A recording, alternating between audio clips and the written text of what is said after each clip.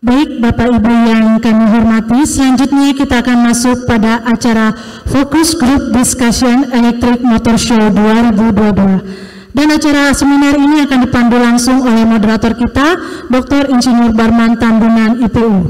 Sebelum memulai acara seminar kita pada hari ini, saya akan bacakan CV dari Bapak Barman Tambunan. Dr. Insinyur Barman Tambunan, Master of Science Engineering, IPU, lahir di Berlin Barat, Jerman. Beliau merupakan insinyur profesional utama Badan Kejuruan Teknik Industri PI, S1 dan S2 di Delft University of Technology, Netherlands, Royal Melbourne Institute of Technology University, Australia dalam bidang teknik manufaktur.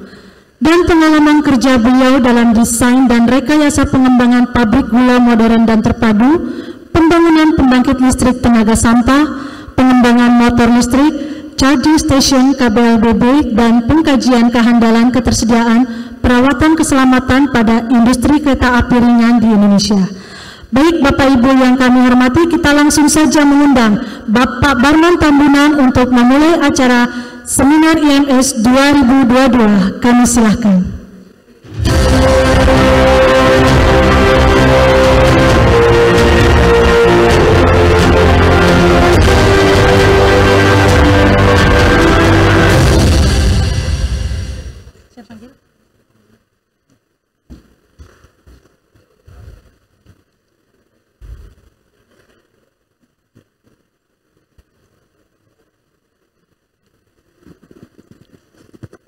Ya, terima kasih atas kesempatannya pada pagi hari ini mewakili pelaksanaan daripada acara FGD sesuai dengan tema yang sudah disampaikan tadi terkait dengan Smart Intelligence Transportation Ecosystem yang mudah-mudahan bisa menjadi acara menarik di pagi hari ini. Mohon kepada MC untuk memanggil pembicaranya sekalian. Baik. Ya. Baik, sebelum itu kita akan memanggil para narasumber untuk naik ke atas panggung. Yang pertama saya akan memanggilkan Kepala Organisasi Riset Elektronika dan Informatika, Bapak Budi Prawara, untuk naik ke atas panggung. Lalu yang kedua dari Dirjen Perhubungan Darat, Kementerian Perhubungan.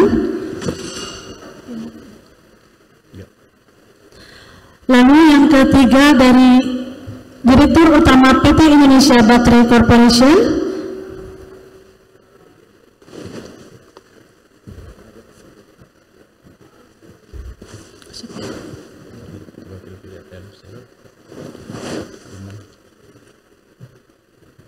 Lalu kami mengundang Bapak dari PT PLN Persero untuk naik ke atas panggung.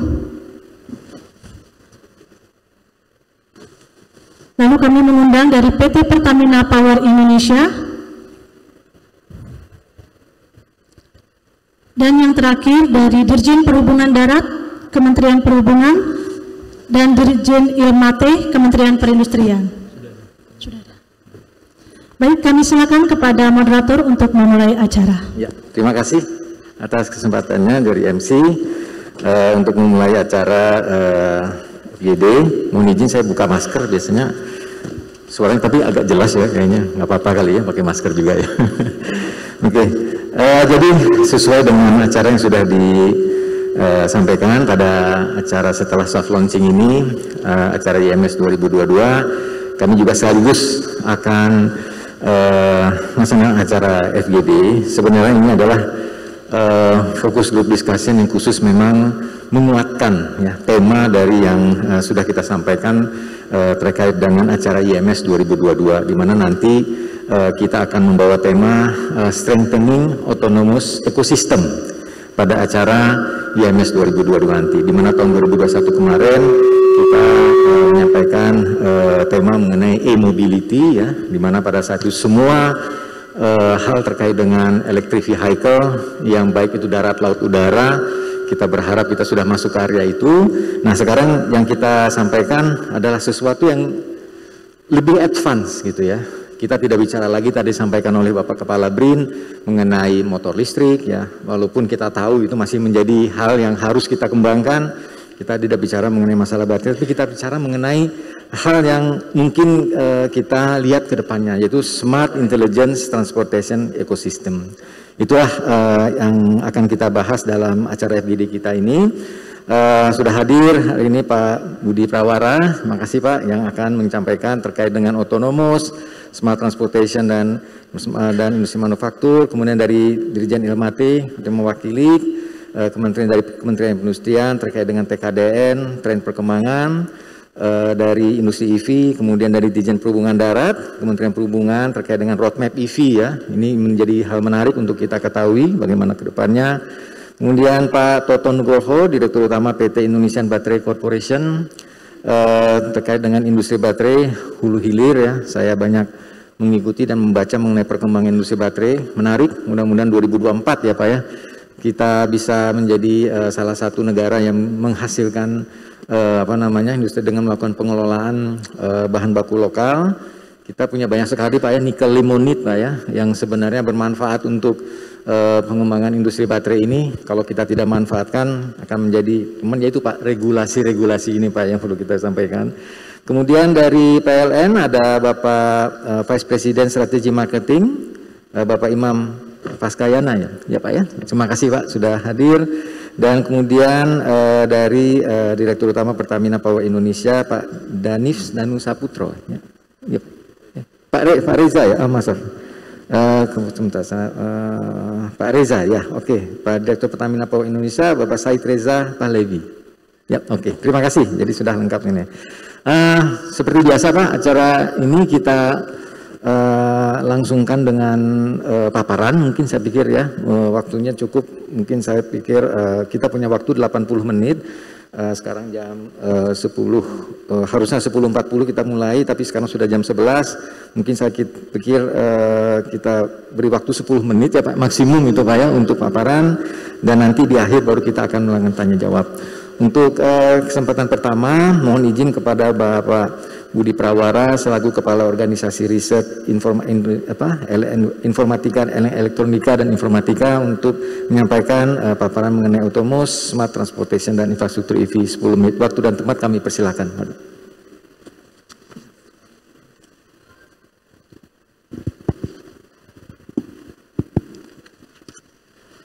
Baik, terima kasih Pak Barman. Assalamualaikum warahmatullahi wabarakatuh. Selamat pagi dan salam sejahtera. Alhamdulillahirrahmanirrahim.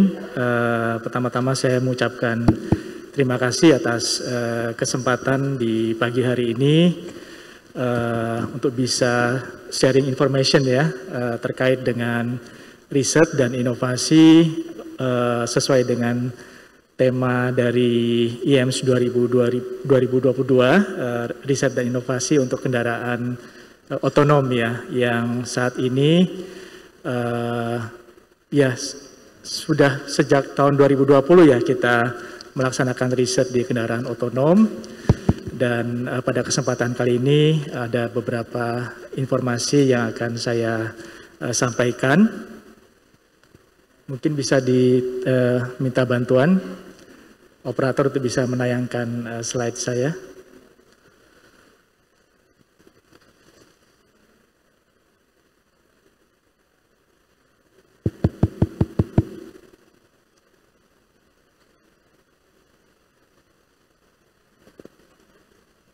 Ya, sudah. Baik, saya mohon izin sambil berdiri. Silakan Pak Budi. Bisa dilanjutkan? Ya, sebenarnya riset untuk kendaraan listrik ya, khususnya di BRIN saat ini kami sudah bergabung 4 entitas lembaga riset yang sebelumnya ada di Indonesia seperti BPPT, LIPI, dan Batan serta Lapan. Itu sudah kita lakukan sejak tahun 2000-an ya. Pada saat itu kami melakukan konversi kendaraan konvensional ya, Suzuki ST100 waktu itu ya, ke sistem menjadi sistem listrik ya. Nah, itu adalah cikal bakal riset kendaraan listrik di Indonesia.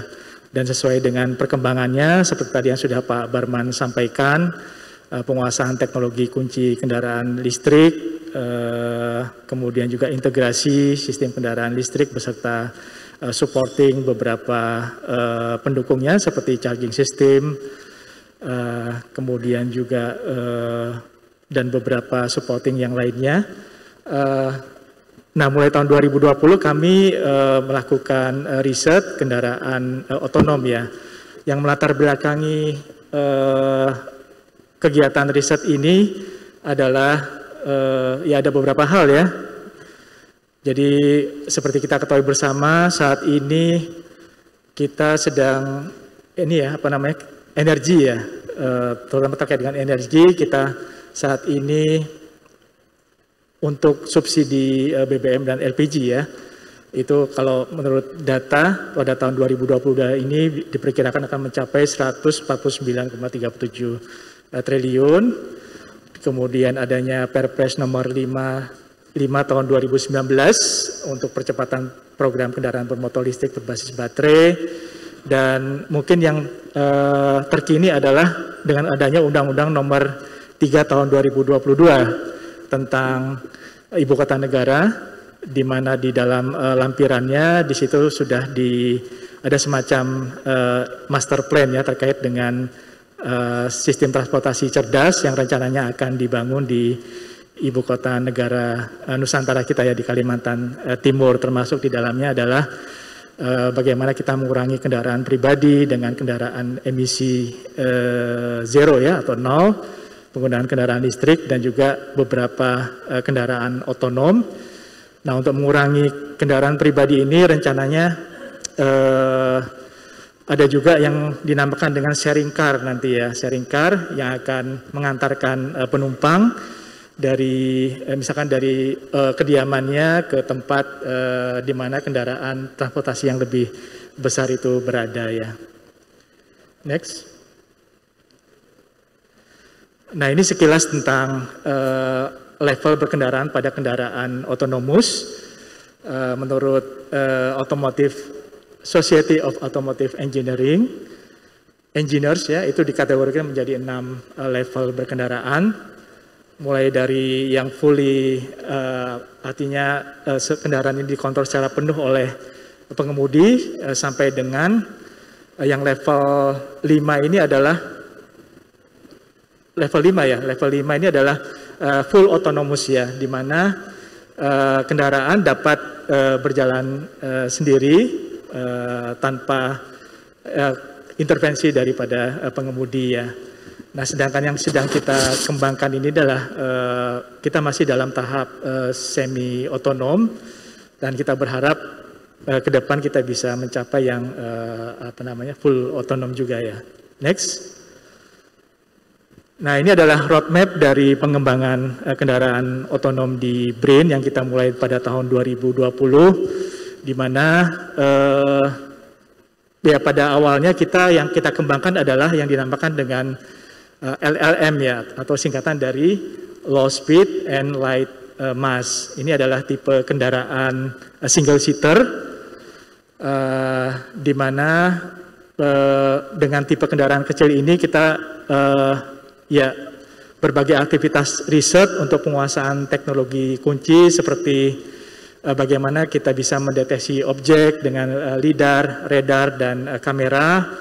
Juga bagaimana kita bisa membuat suatu sistem telekomunikasi di mana nanti kendaraan bisa berkomunikasi dengan infrastruktur dan sampai rencana ke depan di mana kita akan sampai pada tahap cellular vehicle to everything ya. Jadi di mana kendaraan bisa berkomunikasi dengan kendaraan lainnya, kemudian juga dengan infrastruktur ataupun orang yang berada di dalamnya juga bisa berkomunikasi dengan orang lain yang berada di luar begitu ya. Kemudian di sini juga ada riset untuk vehicle sensor dan computer vision. Demikian juga dengan human vehicle interactions dan voice recognitions. Nah, dari kendaraan yang ringan dan single seater ini, setelah penguasaan teknologi kunci di LLM ini, kita akan beranjak ke riset untuk kendaraan yang lebih besar, dengan penumpang 10 sampai dengan 15 penumpang ya, itu yang kita harapkan bisa kita wujudkan di tahun 2024 nanti ya. Next. Ya, ini adalah beberapa aktivitas riset yang ada di grup kendaraan otonom. Jadi bukan hanya berasal dari OR, elektronika dan informatika saja, tapi juga kita didukung oleh OR atau organisasi riset lainnya yang ada di BRIN seperti OR energi dan manufaktur. Kemudian untuk materialnya kita didukung oleh nano material dan nanoteknologi dan material maju ya untuk sistem baterai. Demikian juga untuk charging system, telekomunikasi, sampai kepada sistem pengujiannya nanti ya. Next. Ya, ini adalah beberapa, berikutnya ini adalah beberapa hasil ya yang sudah kita capai sampai dengan saat ini. Next. Ya, ini sebagai contoh untuk sistem deteksi objek yang menggunakan computer vision ya. Jadi ini sudah kita kembangkan juga, di mana kita menggunakan kamera yang bisa mendeteksi ini ya, namanya range of interest atau daerah yang memang nanti akan menjadi guideline daripada kendaraan pada saat dia melaju di atas jalan begitu ya. Sebagai contoh itu yang di sebelah kanan atas, di mana kita bisa mendeteksi ya jalur yang berada di depan kendaraan kita ya. Mohon maaf, 3 menit lagi Pak. Ya? 3 menit lagi Pak. Oh ya, baik, saya percepat saja ya. Berikutnya, next. Ya, ini pengembangan sistem deteksi objek menggunakan LiDAR ya. Kalau ini masih yang kamera ya, untuk mendeteksi ini ya, pinggir jalan ya. Next. Kemudian ini yang beberapa riset kita juga di bidang deteksi objek menggunakan LiDAR dan kamera thermal ya. Next. Ya, ini contoh bagaimana kita bisa mendeteksi beberapa objek yang berada di persimpangan jalan yang menggunakan kamera LiDAR.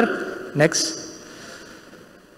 Kita juga sudah melakukan uji coba ya, sistem deteksi kita yang menggunakan LiDAR di, kebetulan kami berada di Bandung, kita melakukan uji coba di Kota Baru Parahyangan, dan Bapak Ibu bisa melihat hasil uji cobanya di YouTube.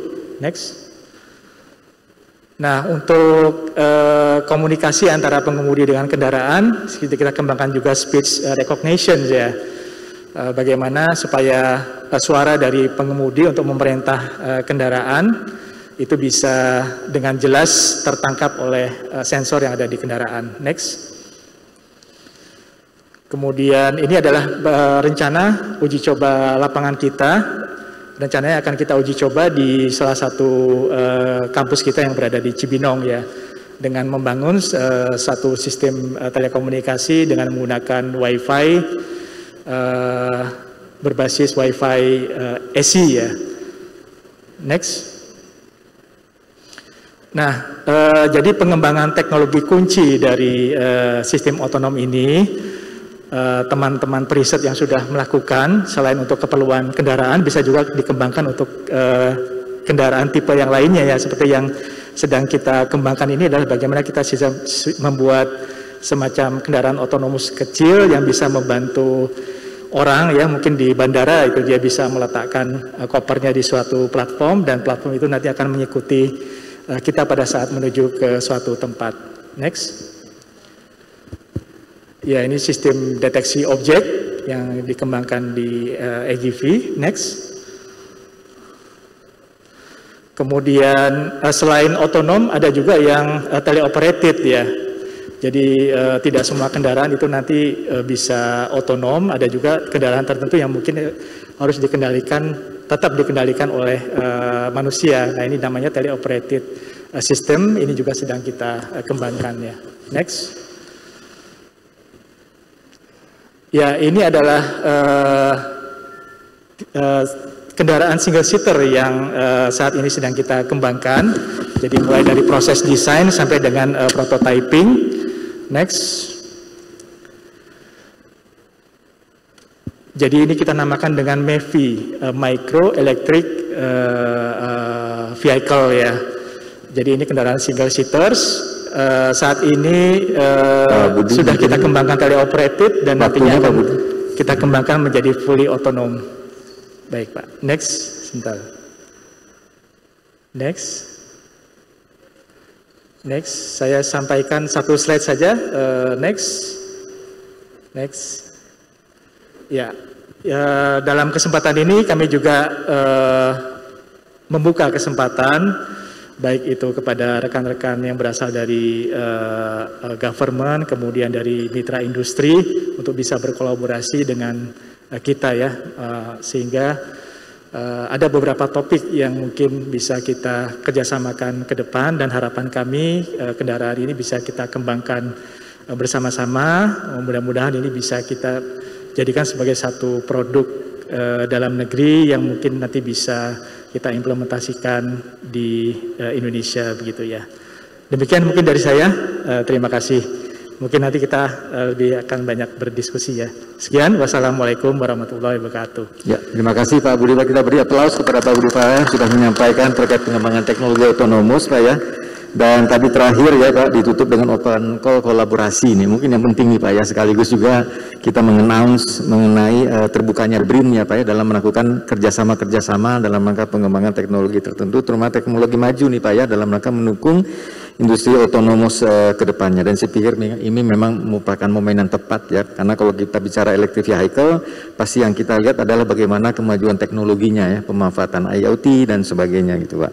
Oke, terima kasih Pak Kepala OR Elektronika dan Informatika Pak Budi Prawa. Selanjutnya saya mohon kepada Bapak Dewanto ya Pak ya dari Dirjen Perhubungan Darat untuk menyampaikan paparan mengenai roadmap EV, regulasi pendukungan. Nah ini yang saya pikir penting sekali nih Pak, banyak yang bertanya Pak mengenai masalah regulasi-regulasi ini, dan ada yang terakhir nanya sama saya kemarin Pak, aman nggak sih Pak? Nah itu Pak, soalnya katanya kalau peraturannya belum jelas, jangan-jangan kami naik mobil ini safety-nya nggak jelas ya, kemudian terkait dengan hal-hal lain yang mungkin bisa disampaikan. Terima kasih Pak Dewanto, silakan Pak, waktunya 10 menit ya Pak. Ya baik, terima kasih. Saya izin diri Pak Perban ya.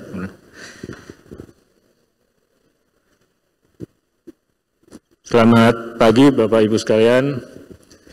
Pertama-tama mohon maaf Bapak Dirjen Perhubungan Darat tidak bisa hadir di sini. Beliau sedang mendampingi Pak Menko Marves, ya, Pak Luhut di Danau Toba bersama Pak Direktur kami, sehingga beliau minta saya mewakili untuk menyampaikan paparan dari Perhubungan Darat. Saya izin buka sedikit Pak ya. Baik, sebagaimana amanah dari Perpres 55 tahun 2019 ya, tentang percepatan kendaraan motor listrik berbasis baterai, Perhubungan ada bagian tugas untuk melakukan atau membuat peraturan terkait pengujian tipenya terhadap kendaraan, kemudian menyusul peraturan mengenai konversi sepeda motor ICE (internal combustion engine) menjadi kendaraan motor listrik. Bisa paparannya, panitia? Ya, mungkin lanjut aja. Ya, karena 10 menit, ini dasar percepatan berdasarkan Perpres 55 ya, seperti hemat energi, kemudian ketahanan energi dan sebagainya, kemudian memberikan arah landasan kepastian hukum dalam pelaksanaan percepatan kendaraan motor listrik, kemudian mendorong penguasaan teknologi ya. Perpres ini membahas berisi tentang kendaraan bermotor listrik berbasis baterai ya, jadi bukan kendaraan listrik hybrid ya. Lanjut.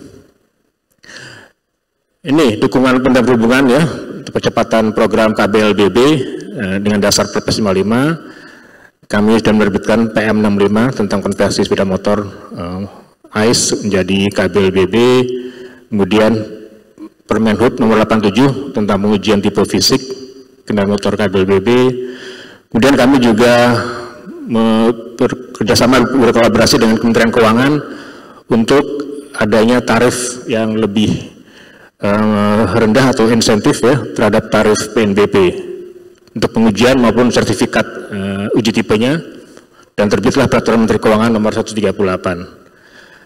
Kemudian kami juga dengan dasar Peraturan Menteri Perhubungan 92 juga melakukan revisi PM nomor 36 jadi PM 92 tahun 2021, di mana ada tarif PNBP yang bisa mencapai Rp0 ya, di mana untuk konversi listrik kami memasukkan untuk biaya pengujiannya hanya 10% dari biaya uji untuk kendaraan reguler biasa ya, dan bahkan penerbitan SUT dan SRUT ya untuk kendaraan konversi tidak ada biaya atau Rp0. Ini dukungan Kementerian Perhubungan melalui insentif PNBP.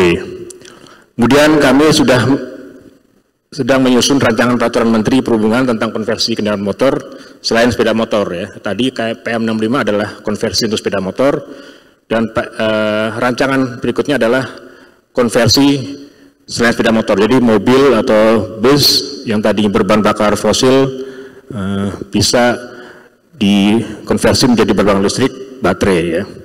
Posisinya sudah harmonisasi dengan Kementerian Kumham, dan sekarang posisinya menurut informasi menunggu persetujuan dari Presiden ya. Karena sekarang setiap peraturan menteri harus ada persetujuan dari Presiden. Lanjut. Ini lembaga-lembaga lain ya, dukungan terhadap percepatan kendaraan listrik ya, ada Permendagri, Perindustrian, Polri juga ada ya, PMK Keuangan dan sebagainya. Lanjut. Ini insentif dari Kementerian Perhubungan terhadap tarif PNBP, di mana kalau kita lihat yang di tengah itu untuk kendaraan motor fosil atau BBM, tarif biaya uji tipenya sepeda motor 9,5 juta, mobil penumpang 7,8 juta, mobil bus 126 juta. Dan untuk kendaraan listrik yang di kanan itu kami berikan insentif sehingga sepeda motor listrik hanya 4,5 juta, mobil penumpang dan mobil bus hanya 13,2 juta tarif biaya uji ya di balai pengujian kami yang ada di Cibitung, Bekasi. Lanjut, insentif lain berdasarkan PMK PMK 138 ya, Peraturan Menteri Keuangan, untuk tarif sertifikat uji tipe atau SUT, di mana kalau kendaraan motor berbahan bakar fosil tarifnya 25 hingga 30 juta, namun untuk KBLBB sepeda motor hanya 1 juta biaya sertifikatnya, dan untuk kendaraan selain sepeda motor 5 juta rupiah ya. Selain itu juga ada di PM 92 tadi saya sampaikan di depan bahwa untuk kendaraan konversi kami memberikan insentif di mana biaya uji hanya 10% ya dari biaya uji reguler, dan SRUT atau SUT-nya tanpa biaya atau Rp0. Lanjut. Ini insentif fiskal lainnya ya dari beberapa permintaan daerah berdasarkan Pergub maupun Perda. Ada yang DKI 0% ya terhadap PKB maupun BBNKB. Lanjut. Ini jumlah kendaraan motor listrik yang telah mendapatkan SRUT ya dari Kementerian Perhubungan. Totalnya sekarang berdasarkan sumber dari aplikasi kami, Vehicle Type Approval atau VTE, total baru 21.907 unit yang memiliki SRUT. SRUT ini adalah bukti atau jaminan dari pemilik SUT tadi bahwa setiap series yang diproduksi atau yang diimpor memiliki spesifikasi teknis dan kinerja yang sama dengan prototipenya. Kita lihat sepeda motor cukup tajam, banyak ya, 19.000 meningkat. Ini di luar yang konversi yang baru 107, nah, nanti di belakang ada kami sampaikan. Lanjut. Ini tren pengajuan SRUT ya, KBLBB di kami meningkat ya sejak tahun 2019 hingga tahun ini cukup pesat peningkatannya, khususnya di 2001 ya sangat tajam kenaikan pengajuan SRUT dari KBLBB. Ya, lanjut. Ini Kementerian Perhubungan terus mendukung program percepatan KBLBB, di di mana saat ini Kementerian Perhubungan telah menggunakan 30 unit kendaraan listrik ya sebagai kendaraan operasional eselon 1 dan 2 ya melalui skema sewa ya 30 unit kendaraan yang menggunakan e-katalog sektoral ya terkait sistem penyewaan kabel BB di lingkungan Kementerian Perhubungan. Kemudian balai uji kami juga rencana tahun ini akan mengadakan pengadaan alat uji untuk UNR 100 pengujian mobil listrik maupun sepeda motor listrik. Kemudian juga melalui skema KPBU ya, di balai uji kami akan ditingkatkan menjadi lembaga pengujian yang mendunia. Diharapkan 2025 sudah beroperasi. Proving ground kami dengan skema KPBU juga akan melengkapi alat uji untuk pengujian suara mobil listrik. Lanjut. Ini ada milestone ya, mungkin belum kami update Pak ya.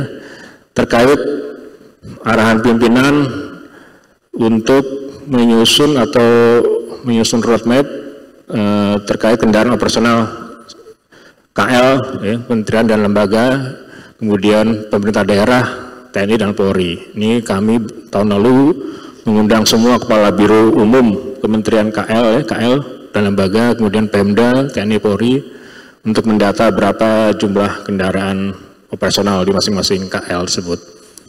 Nah, izin Pak, 3 menit lagi Pak. Ya, siap. Nah, terkait ini kami sudah menyusun, ya, kami belum kami revisi, ya, harusnya harapannya 2021 sudah tersusun, namun sekarang masih dalam proses pembahasan, ya, yaitu rancangan instruksi Presiden tentang program pengembangan kendaraan listrik berbasis baterai pada instansi pemerintah, ya. Ini sudah 2 kali rapat, mungkin Bapak Ibu sekalian pernah ada ikut rapat minggu lalu ya, yang diinisiasi oleh Seknek ya. Lanjut. Ini kami juga mendukung untuk angkutan umum perkotaan, di mana diharapkan tahun 2030 90% angkutan massal telah menggunakan kendaraan motor listrik di 34 provinsi. Ya. Tahun depan akan kita masukkan 53 unit bus listrik di Bandung dan Surabaya. Lanjut. Ya, ini target elektrifikasi angkutan perkotaan ya. Ada yang asumsi yang ideal, optimis ya, mungkin cukup dan minimal dengan asumsi standar headway adalah 10 menit. Lanjut. Ini Transjakarta juga mentargetkan 2025 hanya ada pengadaan bis listrik. Lanjut. Ini SPKLU nanti mungkin biar Pak Iman ya nanti sampaikan ya, nih. Kami juga dapat data dari PLN mungkin belum terupdate ya. Tapi ini yang kami dapat dari PLN. Lanjut. Juga SPKLU dan SPBKLU nanti mungkin dari teman-teman Kementerian SDM bisa memberikan masukan. Mungkin ini sudah berubah datanya ya. Ini kami juga dapat dari Kemen SDM. Lanjut. Ini konversi PM65 untuk sepeda motor berbawa bakar fosil menjadi listrik. Sudah ada peraturannya. Dengan melakukan pengujian rem, lampu, suara klakson, berat, speedometer, konstruksi maupun keselamatan fungsional terhadap kelistrikannya. Lanjut. Sekarang sudah ada 7 bengkel konversi yang tersertifikasi oleh Dirjen Perhubungan Darat. Ya. Di antara 7 ini yang sudah mengajukan aktif adalah dari Litbang SDM, ya. Yang lainnya belum mengajukan terhadap kendaraan konversi, sepeda motor yang dikonversi. Lanjut. Ini data sepeda motor konversi yang sudah diuji dan terbit SUT dan SRUT-nya ya, ada 107 hingga saat ini. Baik, demikian paparan dari kami. Terima kasih atas perhatiannya. Assalamualaikum warahmatullahi wabarakatuh. Ya, terima kasih Pak Dewanto. Jember banget, kita beri aplaus ya. Ini ada target yang cukup berat Pak ya, tahun 2030 90% angkutan massal akan berbasis listrik di 34 provinsi ya Pak ya. Dan ini mungkin yang akan menjadi pertanyaan adalah terkait dengan infrastrukturnya nih Pak ya, terutama mengenai charging stationnya yang harus benar-benar terpenuhi. Kemudian tadi sebagai contoh untuk kendaraan operasional Pak ya, di eselon 1 dan eselon 2 juga sudah menggunakan beberapa gitu ya, kendaraan berbasis listrik. Soalnya waktu itu saya juga ikut dalam pembahasan mengenai kemampuan ketersediaan kendaraan operasional untuk eselon 1 dan eselon 2 dan tapi harganya belum masuk gitu Pak. Jadi harganya masih cukup mahal gitu ya. Nah, hal menarik lagi tadi ya terkait dengan jumlah unit ya sampai dengan Juli 2022 meningkat terus nih Pak ya, karena data saya terakhir belum seperti ini. Kita sudah mencapai pada jumlah 21.987 unit untuk tahun 2022 ya Pak ya. Ya walaupun target kita nanti di tahun 2030 kan adalah sangat besar ya Pak ya, terutama untuk motor listrik dan kendaraan roda 4. Nah ini PR besar nih Pak untuk kita mengejar ke depannya. Terima kasih Pak Dewanto atas paparannya. Selanjutnya saya masuk ke Pak Toto ya terkait dengan pengembangan industri baterai. Ya, Pak Toto adalah Direktur Utama PT Indonesia Battery Corporation dan akan menceritakan mengenai industri baterai hulu hilir yang mungkin ini menjadi pertanyaan kita semua, akan menjadi murahkah kendaraan EV di Indonesia jika kita sudah punya baterai sendiri. Terima kasih Pak, silakan Pak Toto. Ya. Waktu 10 menit ya Pak. Terima kasih Pak.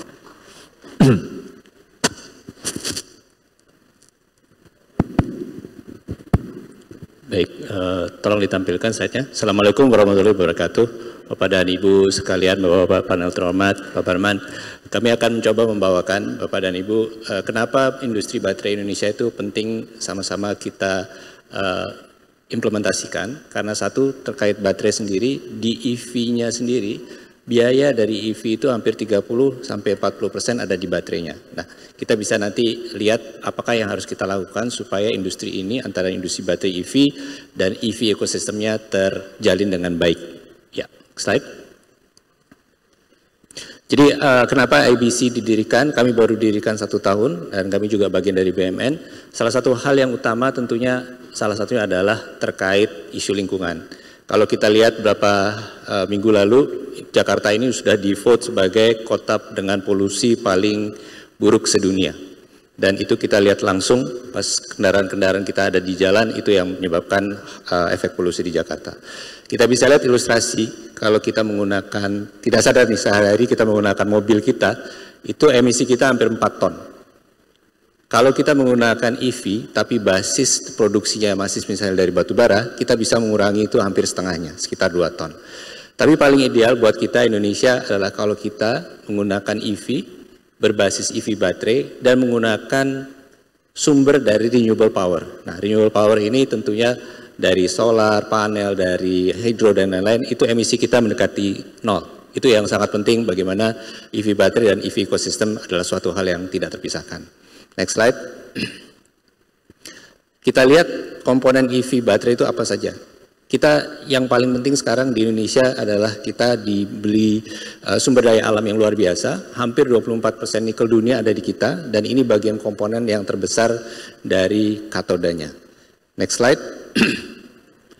Ini hal-hal kenapa EV baterai dan EV baterai ekosistem dan EV ekosistem di Indonesia buat peluang yang sangat luar biasa. Pertama, kita dari segi jumlah penduduk, bisa kita lihat jumlah penduduk kita 270.000 dan juga ke depan akan meningkat, tentunya dengan demografi dari segi usia produktif itu sangat tinggi. Kedua, bisa dilihat juga bahwa kita bukan kaya terhadap nikel saja, tapi tadi mineral-mineral lain ya, seperti koper, manganese, aluminium, kita nomor 6 terbesar di dunia. Jadi itu luar biasa, sangat strategis di Indonesia. Ketiga adalah bahwa seluruh kondisi produksi otomotif di Indonesia sudah salah satu yang terbesar di Asia Tenggara, dan ini merupakan untuk 4 wheels dan 2 wheels juga hal yang sama-sama kita miliki Indonesia. Dan keempat tadi, kita nanti memiliki baterai terintegrasi dari nikel kita, sehingga diharapkan biaya itu benar-benar kita bisa melakukan efisiensi yang terbaik. Oke, next slide. Sedikit mengenai IBC. Jadi IBC ini adalah BUMN, pemegang saham kami ada 4. Pertama dari Mind ID, kedua Antam, ketiga Pak Reza. Pak Reza pemegang saham saya dari Pertamina Power Indonesia, dan keempat tentunya dari PLN. Nah, diharapkan dengan adanya 4 dukungan ini kita bisa melakukan percepatan dari aspek produksi EV baterai di Indonesia. Nah, nanti akan kami jelaskan bagaimana apa saja yang harus kita lakukan untuk bagaimana kita memproduksi EV baterai di Indonesia secara integrated end-to-end sehingga memberikan dampak. Dan juga tentunya satu lagi yang akan bahas bagaimana kita interaksi dengan aspek research and development, dengan BRIN, dengan universitas dan lembaga pendidikan. Next slide. Jadi dari pilar dari IBC itu ada, kita lihat di sini ada 5 yang utama. Namun saya akan konsentrasi dengan terkait baterai langsung. Pertama adalah kita tentu saja untuk baterai 2 wheels dan 4 wheels menjadi fokus. Tapi yang penting bagaimana kita menciptakan baterai EV di Indonesia secara end-to-end, dan supportnya bukan untuk transportasi saja, tapi Bapak Ibu yang paling penting ke depan adalah untuk energy storage system. Karena kita lihat untuk EBT di Indonesia Timur terutama, akan sangat dibutuhkan skala besar untuk energy storage system. Jadi kalau kita bicara baterai di sini, bukan saja untuk EV transportasi, tapi sekaligus juga untuk energy storage system ya. Oke, next slide. Nah, ini sebelah kiri kita bisa lihat proyeksi dari EV baterai di Indonesia, sekaligus proyeksi sebenarnya kendaraan EV di Indonesia. Tren ini sama yang bisa kita lihat di dunia. Jadi kalau kita lihat tren EV dan EV baterai di dunia, hampir peningkatannya itu bisa lebih dari 20-15% per tahun.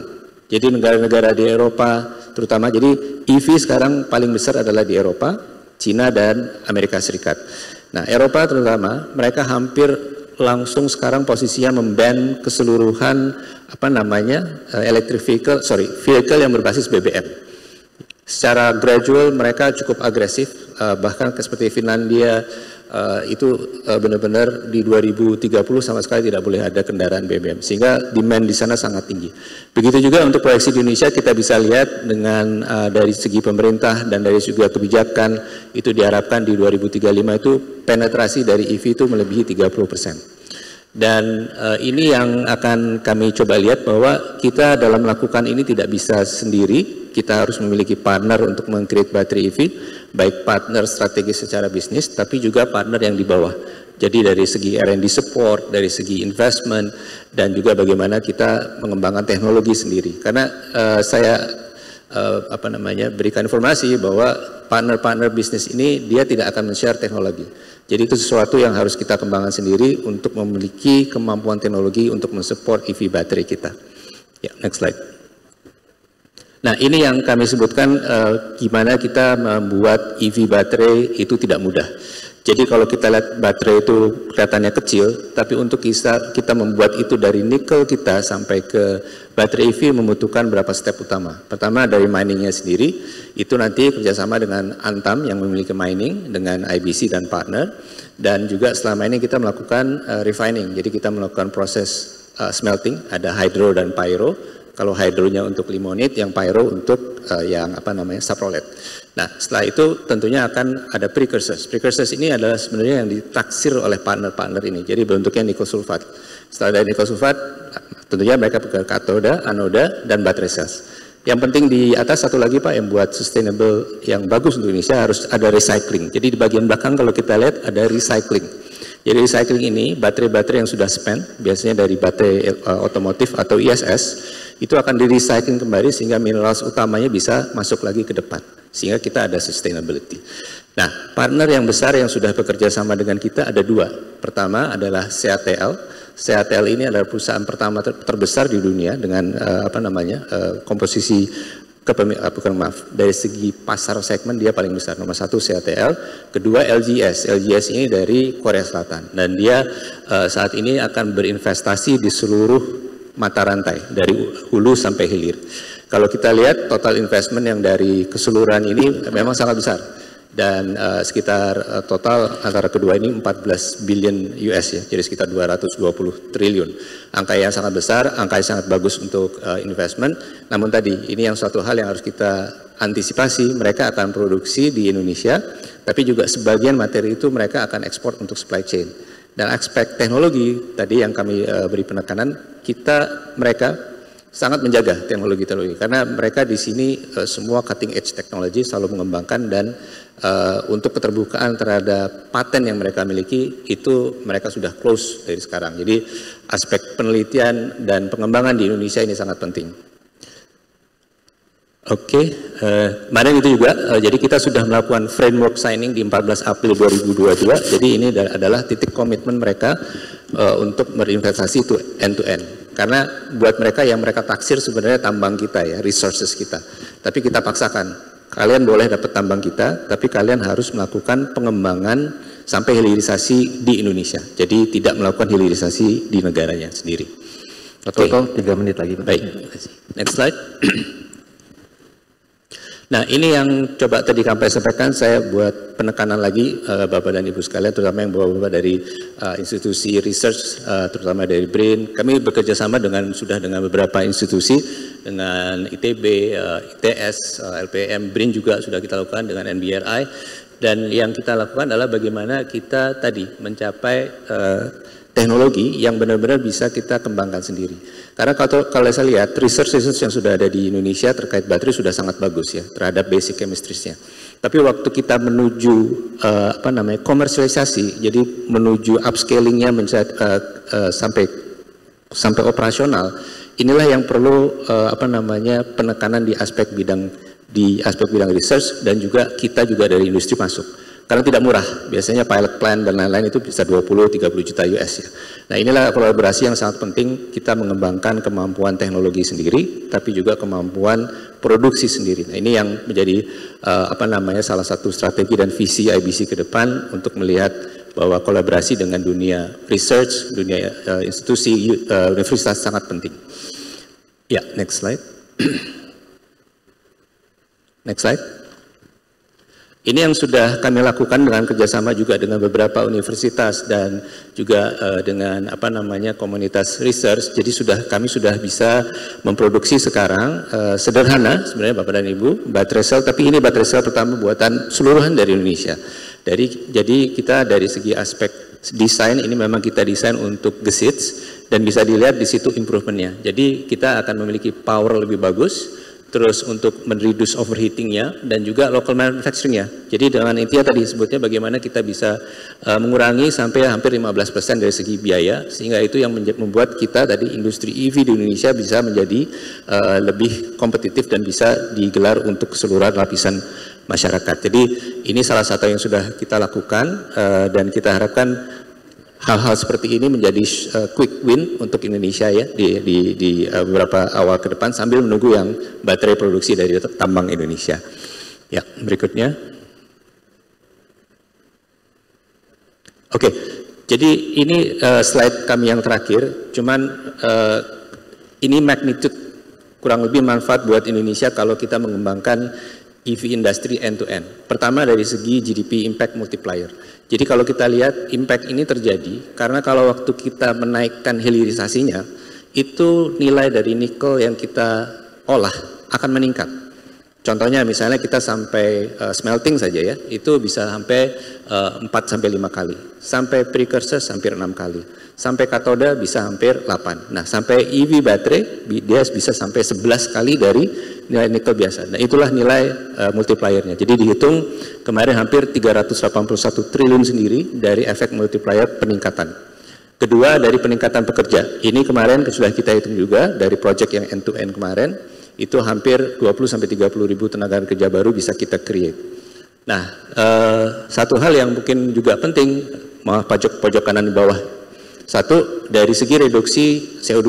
Jadi total hampir 560 ribu ton CO2 reduction, itu bisa kalau tidak salah hampir 8-9% target reduction di sektor transportasi. Dan satu lagi yang penting buat Indonesia adalah dengan kita mengadopsi kendaraan EV, baterai EV, kita bisa mengurangi ketergantungan impor kita secara signifikan terhadap BBM. BBM kita impor setahun Bapak dan Ibu mungkin dengan angka sekarang mendekati 20-25 billion US, which is sekitar 400 triliun. Tapi kalau kita menggunakan EV, basis produksi di Indonesia, itu bisa mengurangi impor kita secara signifikan. Jadi itu Bapak dan Ibu yang bisa kami share dan kami sangat mengharapkan dukungan dari seluruh stakeholders karena tidak akan bisa IBC sebagai BUMN melakukan ini sendiri. Kami sangat membutuhkan dari regulasi, dari segi research, dari segi teman-teman juga dari pendidikan untuk kita bisa kolaborasi sama untuk mengembangkan EV baterai di Indonesia yang ujungnya akan mensupport EV ekosistem di Indonesia. Demikian yang dapat sampaikan. Terima kasih. Wassalamualaikum warahmatullahi wabarakatuh. Waalaikumsalam warahmatullahi wabarakatuh. Kita beri aplaus kepada Pak Toto yang sudah menyampaikan sangat komprehensif Pak ya terkait dengan pengembangan, dan tadi saya tertarik mengenai efek multiplier Pak ya, peningkatan dan kemudian sisi reduksi sampai dengan ketergantungan impor kita pada BBM ini yang mungkin agak sulit nih Pak ya, karena mengurangi import ini juga akan ada banyak yang marah mungkin nih Pak ya. Tapi anyway kita sudah pada proses hilirisasi Pak ya, hulu hilir terkait dengan pengembangan industri baterai, dan kita berharap IBC cepat bisa menghasilkannya, terutama energy storage ini dipakai di mana-mana juga nih Pak, terkait dengan misalnya pengembangan di energi baru terbarukan, misalnya kita juga bicara mengenai PV fotovoltaik, itu semuanya juga menggunakan baterai gitu Pak ya, dan umur baterai itu kan rata-rata 7 sampai dengan 8 tahun nih Pak. Jadi ini sekarang kalau mereka sekarang menginstall baterai, ya harapan kita 7-8 tahun ini kita sudah punya baterai sendiri, kan sekarang masih impor, ya harapannya ke depan kita punya baterai sendiri nantinya.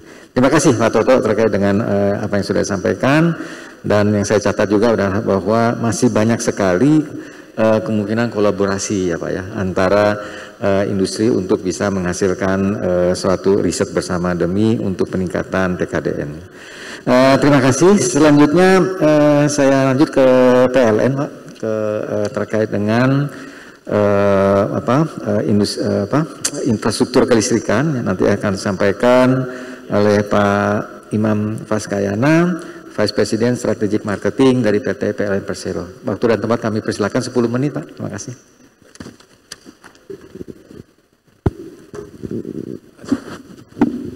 Terima kasih Pak Moderator. Yang saya hormati Bapak pembicara, Ibu Bapak sekalian, Assalamualaikum warahmatullahi wabarakatuh. Salam sejahtera bagi kita semua. Perkenalkan, saya Iman Faskayana, VP Strategi Pemasaran PLN.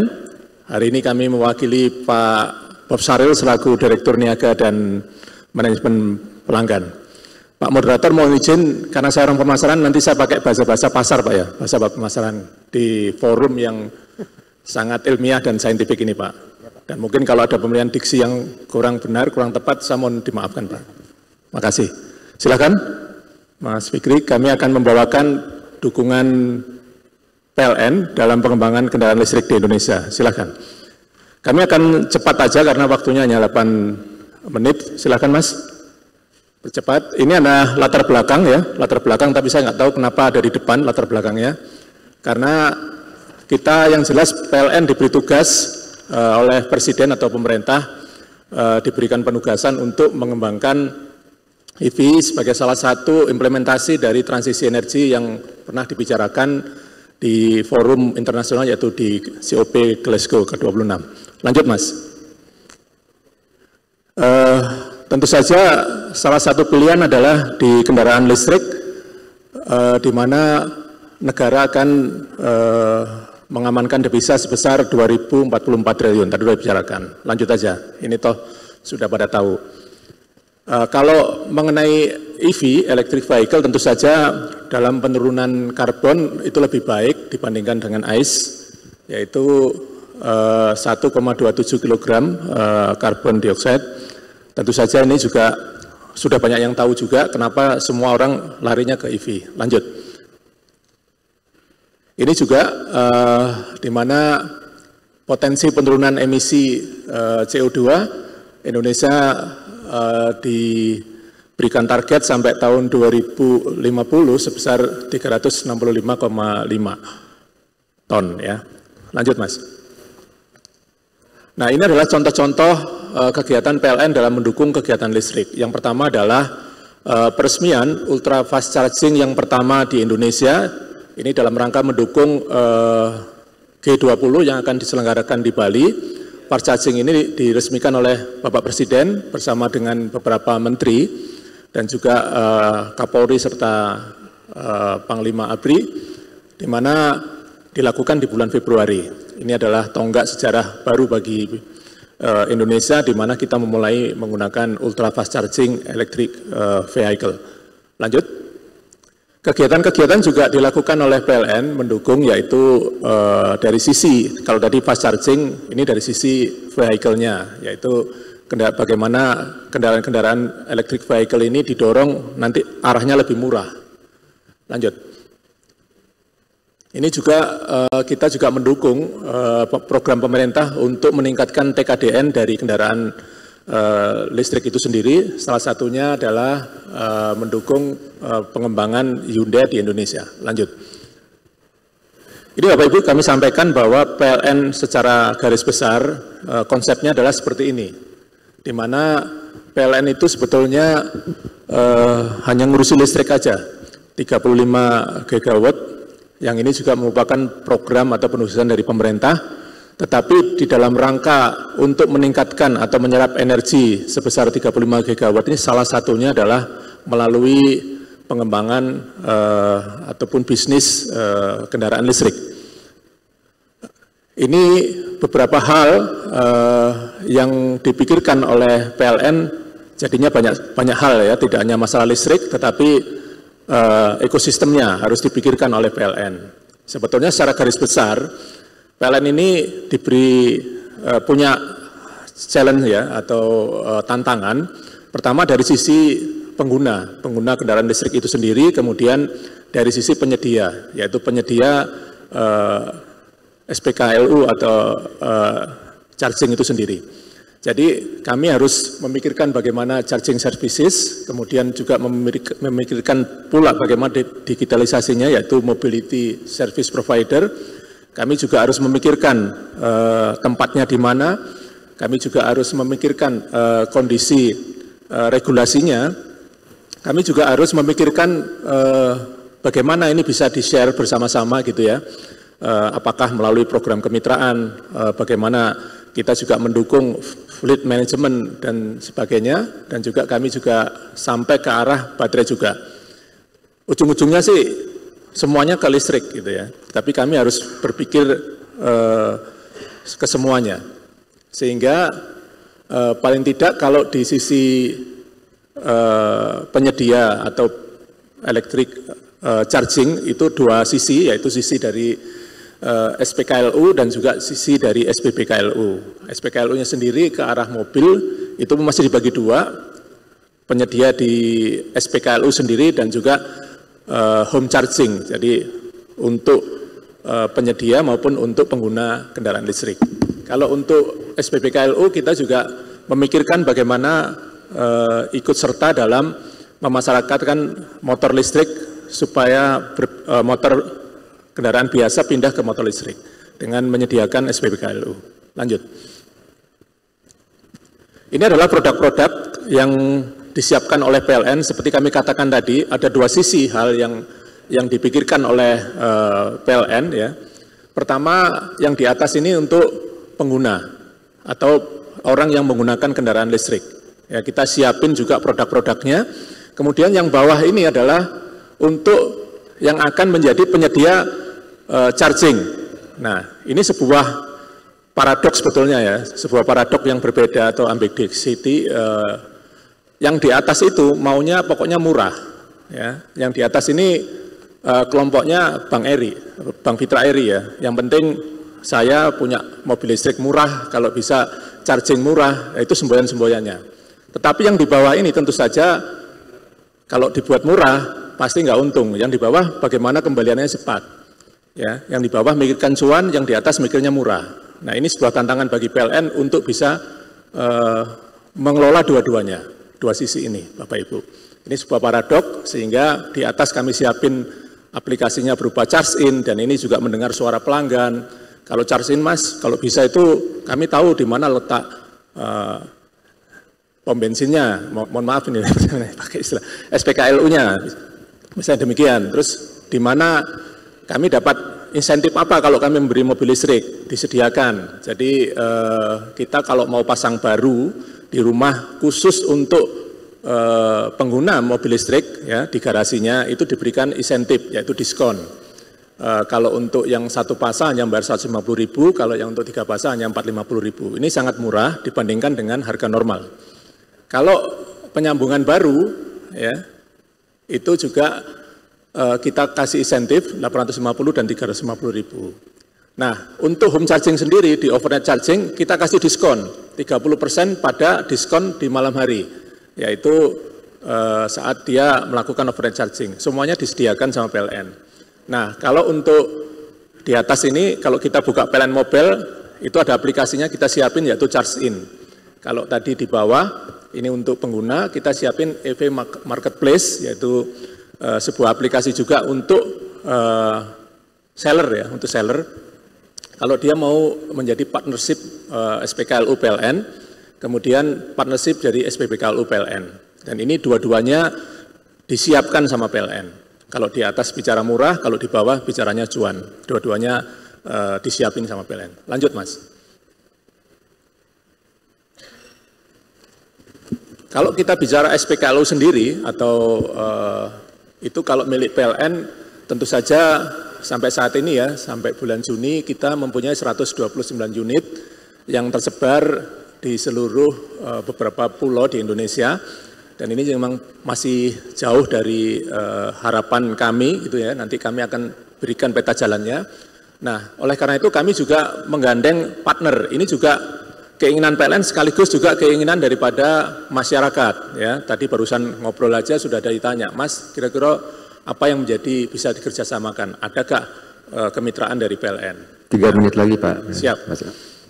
Nanti kalau misalnya nggak selesai, kita bisa diskusikan di pertanyaan jawab. Jadi PLN menyediakan partnership melalui program IO2 yaitu Investor Own, Investor Operate. Ini kayak franchise ya, tapi bukan franchise secara benar, tapi ya franchise lah modelnya begitu atau waralaba. Nah yang kedua ini sharing ekonomi model. Nanti kami akan jelaskan selanjutnya kalau ada pertanyaan. Lanjut Mas. Ini salah satu bentuk partnership. Nanti aja itu ditanya jawab aja lebih menarik kalau ada yang tertarik gitu ya. Lanjut. Biasanya orang pemasaran itu suka ngasih penasaran Pak. Jadi ya seperti itu. Lanjut aja. Nah ini beberapa contoh-contoh SPKLU yang sudah dilakukan partnership ya, tapi terus terang kalau untuk SPKLU ini kan pertanyaannya kapan saya kembali ya, berapa cuannya, itu yang selalu ditanyakan sehingga tarif menjadi hal yang utama. Nah kalau yang untuk SPBKLU kita juga sudah mulai kerjasama dengan Grab, dengan Brin juga ya, beberapa modelan franchising baik SPKLU maupun SPKLU. Lanjut Mas. Ini contoh dengan Bank Himbara. Jadi salah satu model IO2 atau franchise itu dengan Bank Himbara dan juga dengan yang sudah dilakukan adalah Himbara Bank BNI sama KFC ya yang sudah dilakukan berkolaborasi. Lanjut. Nah, untuk Bank Himbara sendiri kita tandatangani dengan seluruh Bank Himbara untuk pendanaan. Jadi pendanaan pun kita pikirkan supaya membantu penyedia untuk bisa berbisnis maupun pengguna untuk bisa mendapatkan kredit kepemilikan kendaraan bermotor. Ini adalah peta jalan yang kami siapin ya. Jadi jalur atas di Jawa Bali, Sumatera, Jawa Bali. Kemudian lanjut Mas, yang untuk Kalimantan dan Sulawesi kita juga siapin sekitar 2.500 km. Jadi nanti kalau ibaratnya kalau berkendara mengelilingi Sumatera sampai dengan Bali, perkiraannya orang sudah nyaman untuk bisa melakukan charging atau top up charging di masing-masing titik SPKLU. Lanjut. Ini di Maluku, memang belum banyak di Maluku. Lanjut Mas. Ini juga home charging. Jadi ini juga merupakan masukan dari para pemilik atau pengguna dan juga dealer-dealer kendaraan bermotor untuk menyediakan home charging PLN yang mengurusin. Jadi kami juga siapin dengan anak perusahaan yaitu PT Haliora untuk begitu orang beli itu tidak berapa lama udah terpasang untuk home charging ini. Lanjut Mas. Ini adalah aplikasi PLN Mobile yang bisa sampaikan tadi, para pengguna bisa mendownload charge in di PLN Mobile yaitu melalui aplikasi home charging yaitu fitur home charging. Lanjut Mas. Nah, ini juga ada dukungan percepatan infrastruktur yang dilakukan oleh PLN terhadap kendaraan angkutan umum, transportasi umum seperti Transjakarta, kemudian transportasi umum berbasis destinasi wisata, ini di Borobudur dan Labuan Bajo, serta KLBB dengan Grab. Lanjut Mas, ini yang penting. Nah, ini juga PLN juga terjun dalam teknokrasi, yaitu bagaimana mendorong regulasi dan peraturan-peraturan itu untuk para pengguna maupun untuk para penyedia EV ekosistem. Salah satunya adalah market, ya, melakukan inisiatif market.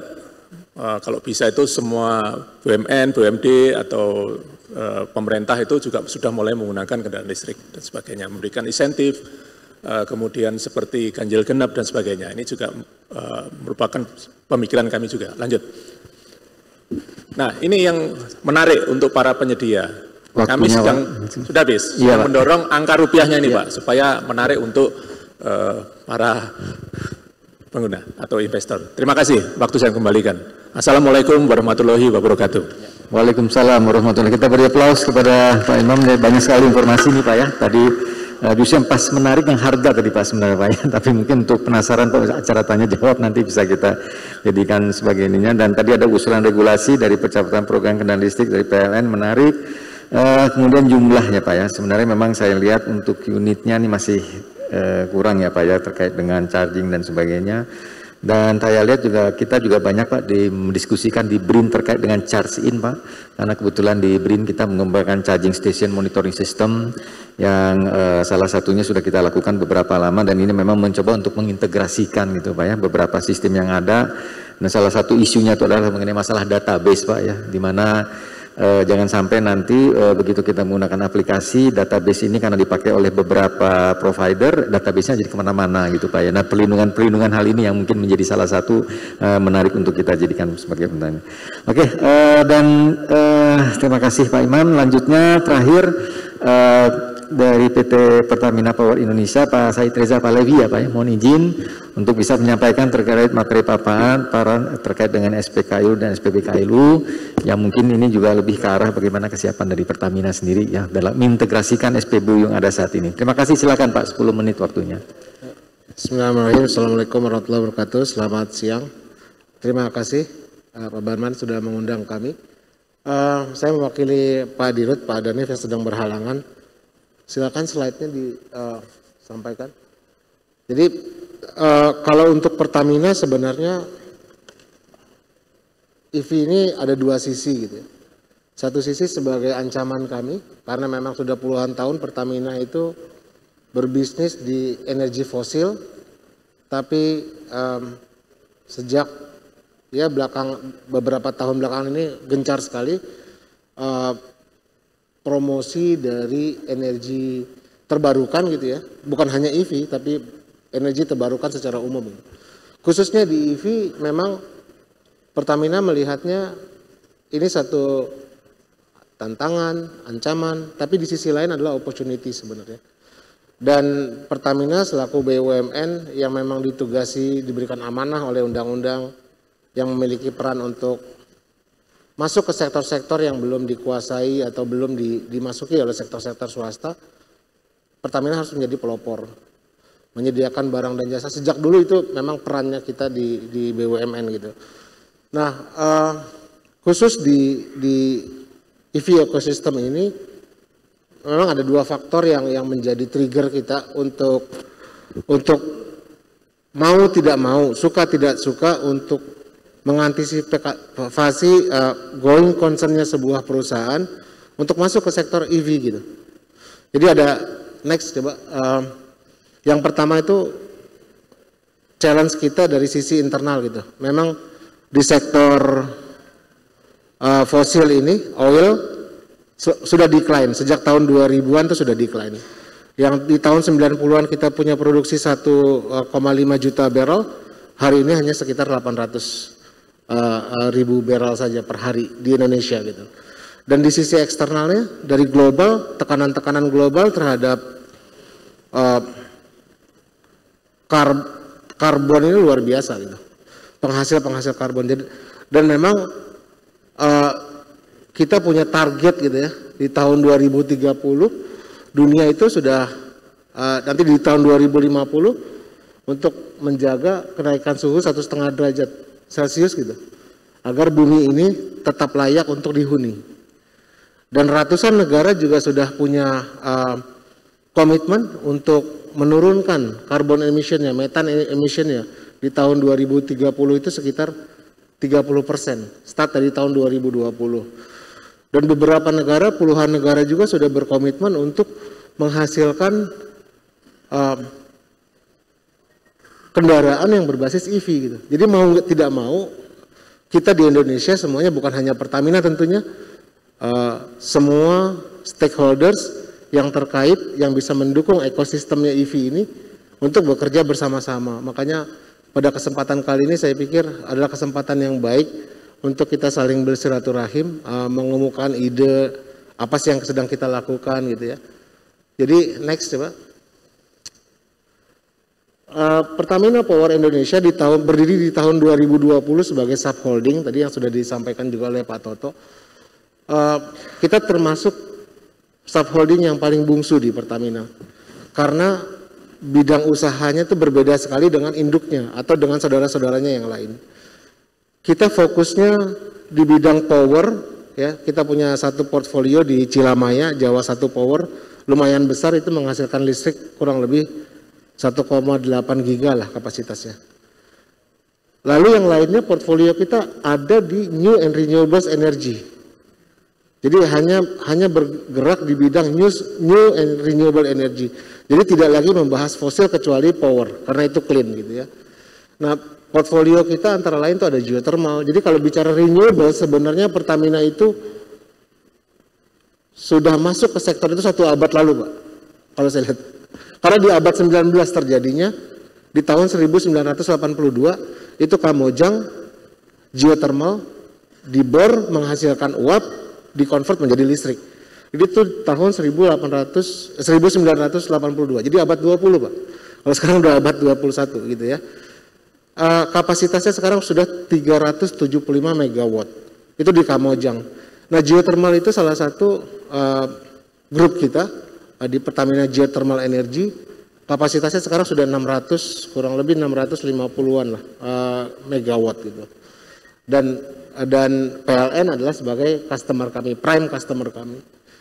Lalu ada solar, kita juga masuk ke sana sekarang, dan hydro, banyak sekali semua yang bergerak di bidang renewables kita akan masuk, kita akan menjadi developer, kita akan melakukan inkubasi bisnis di sana. Yang terakhir dekarbonisasi. Ya, kita masih menghasilkan fosil Pertamina, tapi mencoba untuk mengurangi karbon. Dengan cara apa? Dengan cara dekarbonisasi melalui teknologi CCUS, CCU gitu ya. Juga masuk ke pasar carbon market nantinya. Next. Ini kita punya 3 pillars. Kalau vision kita memang mengenergize society untuk sustainable energy gitu ya. Dengan clean energy solution. Kita ada 1 pilar di low carbon, yang kedua ada new and renewables, dan yang ketiga di future business. Nah, di future business inilah EV baterai akan Pertamina akan masuk melalui bisa PPI langsung ataupun klaster-klasternya, salah satunya adalah IBC, di mana kita punya saham 25% di IBC tempatnya Pak Toto bersama-sama PLN, MenID, dan juga Antam. Ya, jadi kita ke depan nggak ada pilihan lain selain mendevelop dan fokus untuk membangun bisnis renewables untuk tujuan dekarbonisasi gitu ya. Karena tekanan dari luar juga sangat luar biasa. Sekarang ini kalau kita tidak fokus di renewables gitu ya, atau mengurangi karbon, ESG score kita rendah, kita sulit untuk mencapai market di luar. Financing juga akan mahal sekali. Jadi mau tidak mau, fokus kita ke environment, social dan governance atau ESG itu menjadi fokus utama Pertamina saat ini. Dan saya pikir semua badan usaha di Indonesia juga punya fokus yang sama gitu, agar bisa meraih atau masuk ke pasar-pasar global. Ya, jadi itu grup kita hari ini ada Pertamina Geothermal Energy, ada IBC, ada Jawa 1 Power, dan nantinya dari inkubasi bisnis di bidang future energy maupun renewables energy akan ada lagi klaster-klaster baru yang memang bergerak di bidang renewables. Next. Jadi kalau bicara EV saja, hari ini kita bersama-sama dengan IBC ada di kira-kira di supply chain two wheelers gitu ya, di baterai pack, rental, leasing, atau production dari EV. Bahkan Pertamina sudah ada di dalam pipeline kami untuk merubah DNA-nya dari fossil based energy company gitu ya. Kita akan coba masuk ke manufacturing. Salah satunya melalui IBC sudah masuk ke manufacturing untuk baterainya gitu. Nanti tidak tertutup kemungkinan di masa yang akan datang Pertamina atau grup Pertamina akan masuk ke manufacturing dari kendaraan, baik itu two wheelers maupun four wheelers. Ini mungkin diawali nanti dengan two wheelers dulu. Juga kita bermain di BSS, Battery Swap Station dan fast charging, bekerja sama tentunya dengan PLN. Next. Ini yang sedang kita pilot project kan. Jadi dari two wheelers manufacturing ini kita sudah bekerja sama dengan Wicon, anaknya Wika, gitu ya. Di mana mereka memiliki fasilitas produksi untuk motor gesit. Nah, rencananya juga kita akan bekerja sama dengan mereka. Di manufacturing ada IBC yang bekerja sama dengan CATL dan LG Chem.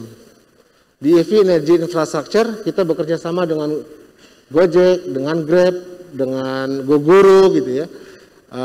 Gesit, kita lagi coba pilot project up to 500 unit Gojek.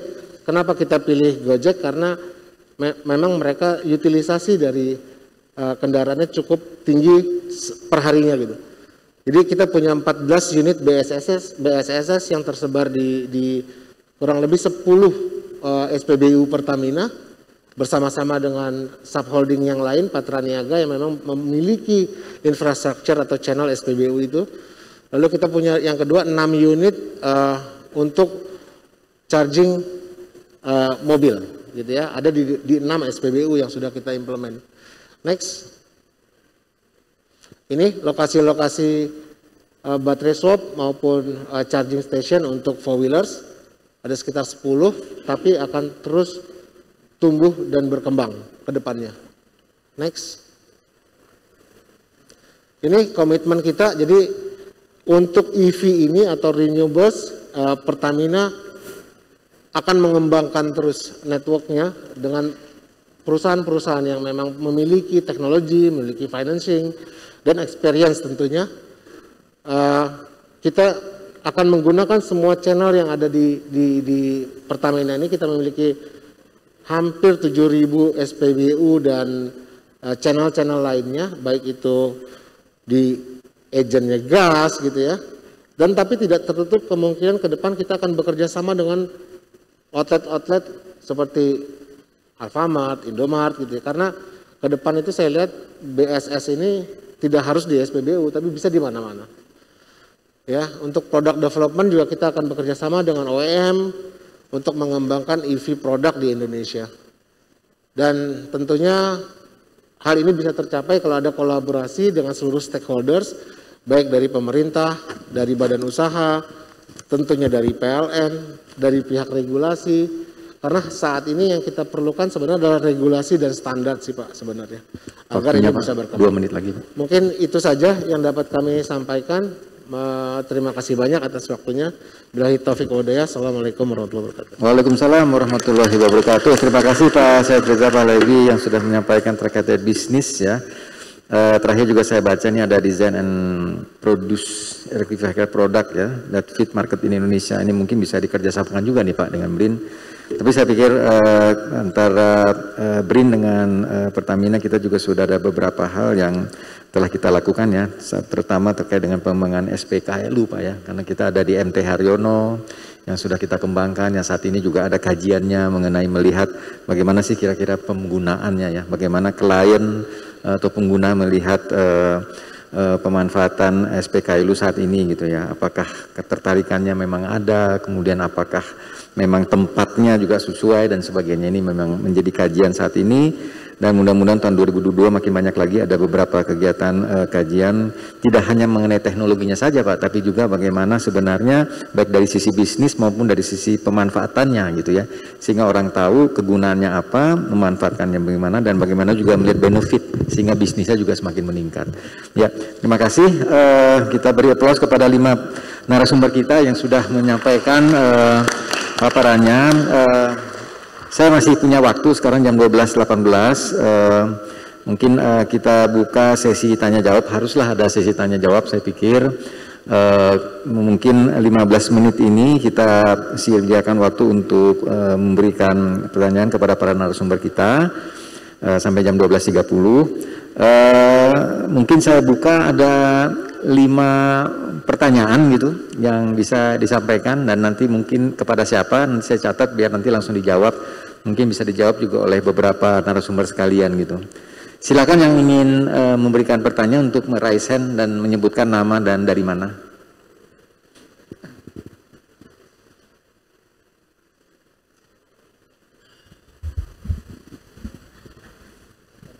Mungkin dari media juga ada yang mungkin ingin bertanya. Itu terlalu sulit nih Pak, mungkin. Ya, silakan Pak. Silahkan Pak, di mic di tengah. Assalamualaikum warahmatullahi wabarakatuh. Waalaikumsalam. Saya Eko Maryanto dari Dharma Group. Mungkin saya nggak tahu masuknya di mana Pak ya. Tapi saya mau tanya, kan selama ini intensif diberikan pemerintah tuh banyak untuk industri, katakan dalam bentuk produk jadi. Nah kebetulan Dharma Group tuh bergerak di bidang komponennya nih, komponen untuk otomotif. Tanyanya, sebetulnya selama ini kita merasakan kok di komponen otomotif itu sangat sedikit sekali intensifnya Pak. Bahkan kadang-kadang kita kalau beli komponen jadi itu lebih murah dibandingkan bikin komponen di Indonesia gitu. Karena bahan bakunya itu banyak sering katakan banyak kena biaya masuk lah. Banyak pajak sana sini sehingga membuat ongkos produksi itu menjadi mahal. Sehingga untuk bypassnya agar lebih murah akhirnya kita banyak yang melakukan shortcut impor dalam bentuk produk komponen jadi. Nah ini mungkin kedepannya juga kalau kita bergelut di mulai EV, kalau ngomong bicara EV kan sebetulnya customer kita juga karena biasanya internal combustion kan sama-sama belajar nih, sama-sama belajar dari awal, ya seenggaknya kan karena tadi engine ke motor, yang tadinya nggak ada baterai ganti bensin misalkan, sehingga sama-sama belajar dan kita merasakan juga sama dengan customer kita untuk belajar agar gimana menjadi mengeluarkan produk-produk EV. Tapi salah satu kendala yang paling besar adalah setiap komponen dimasukkan itu biayanya kalau kita memproduksi sendiri jauh lebih mahal dibandingkan kalau kita impor dalam bentuk komponen.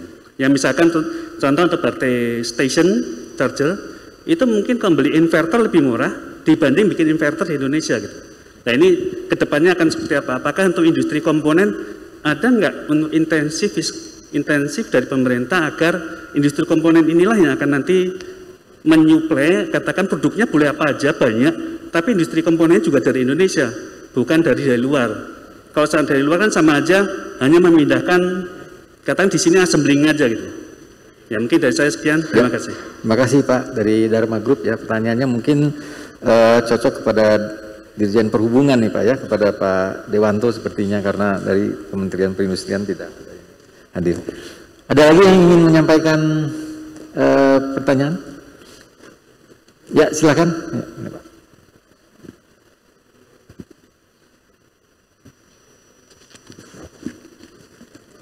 Baik, selamat siang. Mungkin saya ada 2 pertanyaan. Saya Rusli dari Listrik Indonesia. Yang pertama untuk Pak Toto dari IBC. Kita tahu bahwa roh daripada kendaraan listrik adalah di baterai ya. Mungkin sekitar 50% harga itu dipengaruhi oleh harga baterai. Dari Pak Toto sudah singgung bahwa ke depan IBC akan mengambil peran penting di sini. Nah, pertanyaan saya adalah karena IBC ini menjadi tulang punggung ke depan, bagaimana transisi perakitan baterai itu sendiri? Maksudnya ini kan kerjasama dengan asing ya. Artinya ke depan apakah nanti anak-anak negeri ini bisa mengambil peran juga di situ? Bagaimana strategi yang dilakukan IBC ke depan? Yang pertanyaan kedua mungkin untuk Pertamina tadi ya, terkait juga transisi energi ya. Seberapa cepat ke depan akselerasi yang akan dilakukan oleh Pertamina dalam transisi ini, termasuk juga dalam penguatan infrastruktur kendaraan listrik di Indonesia. Demikian, terima kasih. Ya, terima kasih untuk pertanyaannya. Tadi sampaikan dari majalah Listrik Indonesia untuk Pak Toto dan juga untuk Pak Said Reza ya, mungkin saya pikir itu. Ada lagi satu lagi pertanyaan mungkin terakhir? Ya silakan. Ibu ya, silakan Ibu. Selamat siang semuanya, perkenalkan saya Ayu dari Braja Electric Motor. Paparan yang sangat menarik dari bapak-bapak dari IBC, Kementerian Perhubungan, dari PLN, Pertamina, dan teman-teman yang sudah support di sini semua.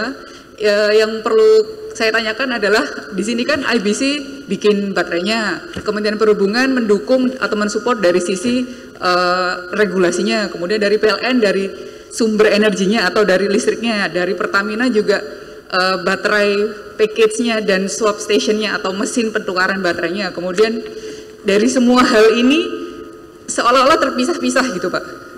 Yang kira-kira bisa menggabungkan atau mengawinkan semuanya itu dalam bentuk platform apa atau ekosistem kendaraan listriknya nanti akan siapa yang bisa menjalankan. Begitu juga kami dari tim Braja Electric Motor kan bisa mendisplay atau mendistribusikan kendaraan listrik dari sisi komponennya, yaitu terutama elektrik motornya atau dinamo.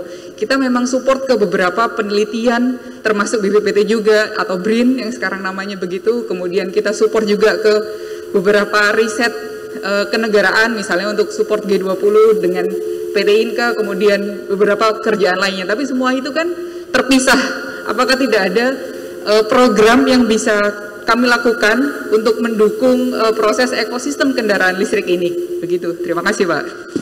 Terima kasih Ibu Ayu. Saya rasa ini nanti bisa dijawab oleh Pak Budi Prawara ya, karena bicaranya mungkin terkait dengan penggabungan riset Pak. Kan kita punya semacam apa namanya sistem tata kerja dalam melaksanakan program kegiatan seperti yang saya sampaikan tadi, menggabungkan beberapa bidang-bidang riset ya untuk menjadi satu sistem. Ya terima kasih Ibu Ayu dari Braja Electric Motor. Terakhir mungkin saya buka buat 4 aja. Kalau tidak ada mungkin langsung bisa dijawab. Ya terima kasih, nggak ada. Mungkin sementara itu dulu Pak. Saya pikir tadi pertanyaan pertama cukup menarik dari Dharma Group terkait dengan insentif ya. Mungkin bisa dijawab langsung Pak dari Kementerian Perhubungan dari Pak Monto. Karena ini ada sedikit terkait dengan peraturan kali ini Pak ya ini.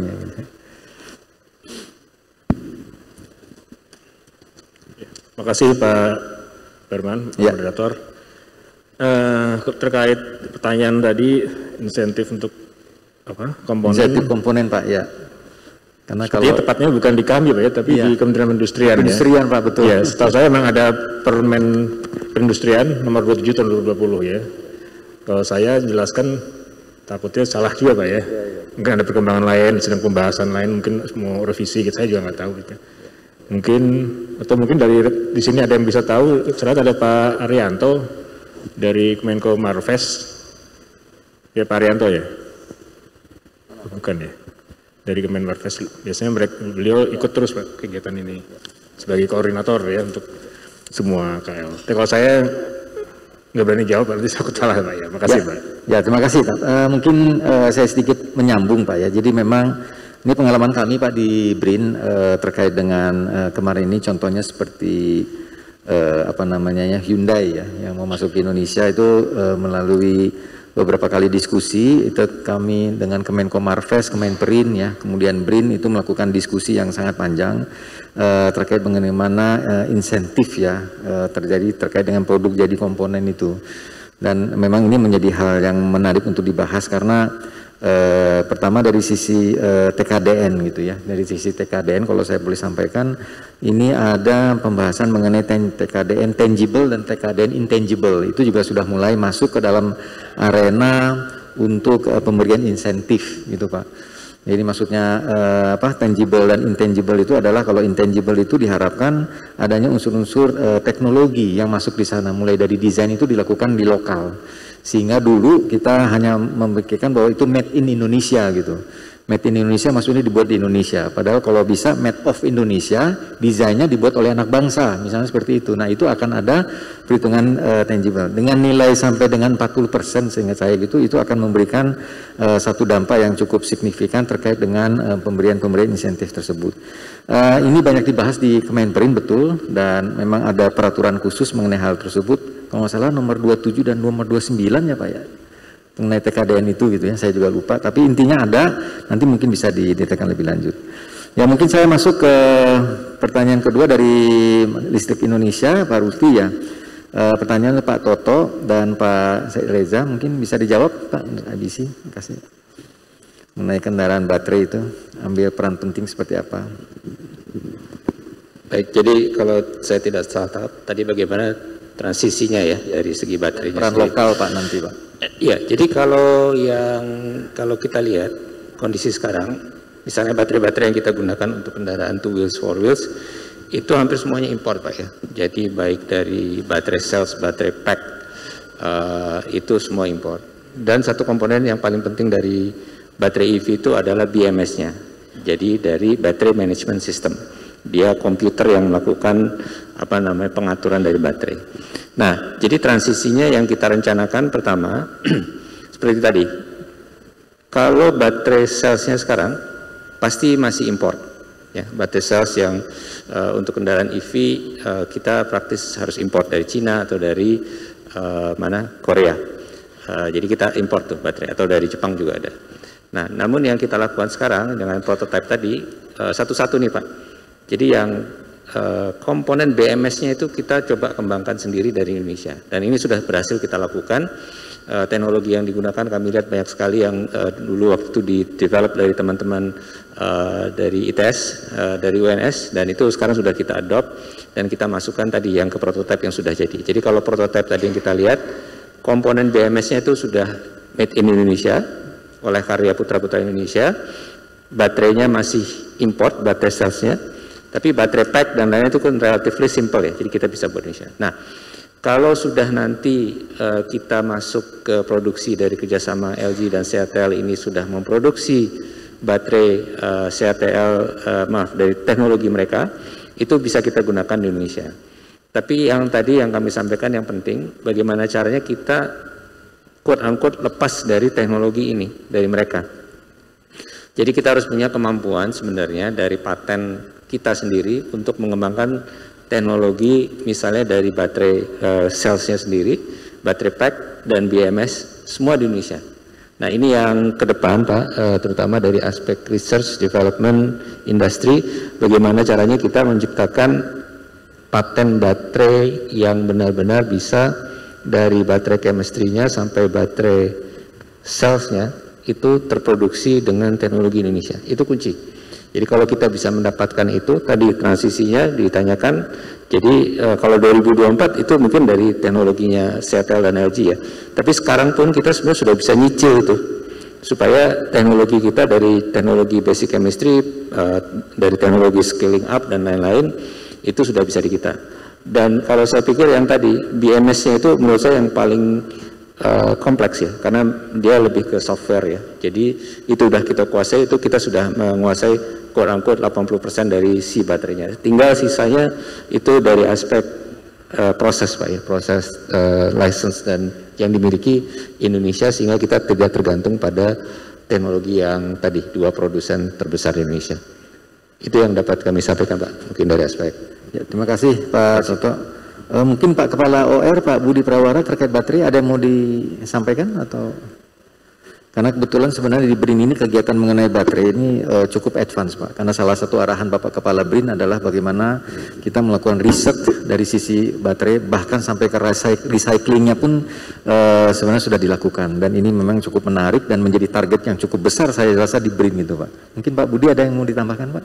Pak Kepala. Baik, menambahkan terkait dengan riset baterai. Ya sebelumnya kan kita ada program yang namanya PRN Pak ya, Prioritas Riset Nasional, di mana salah satunya itu ada PRN di bidang baterai.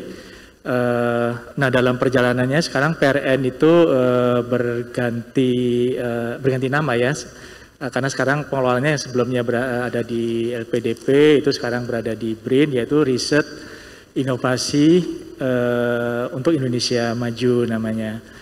Dan salah satu topik riset di RIM itu adalah riset di bidang baterai.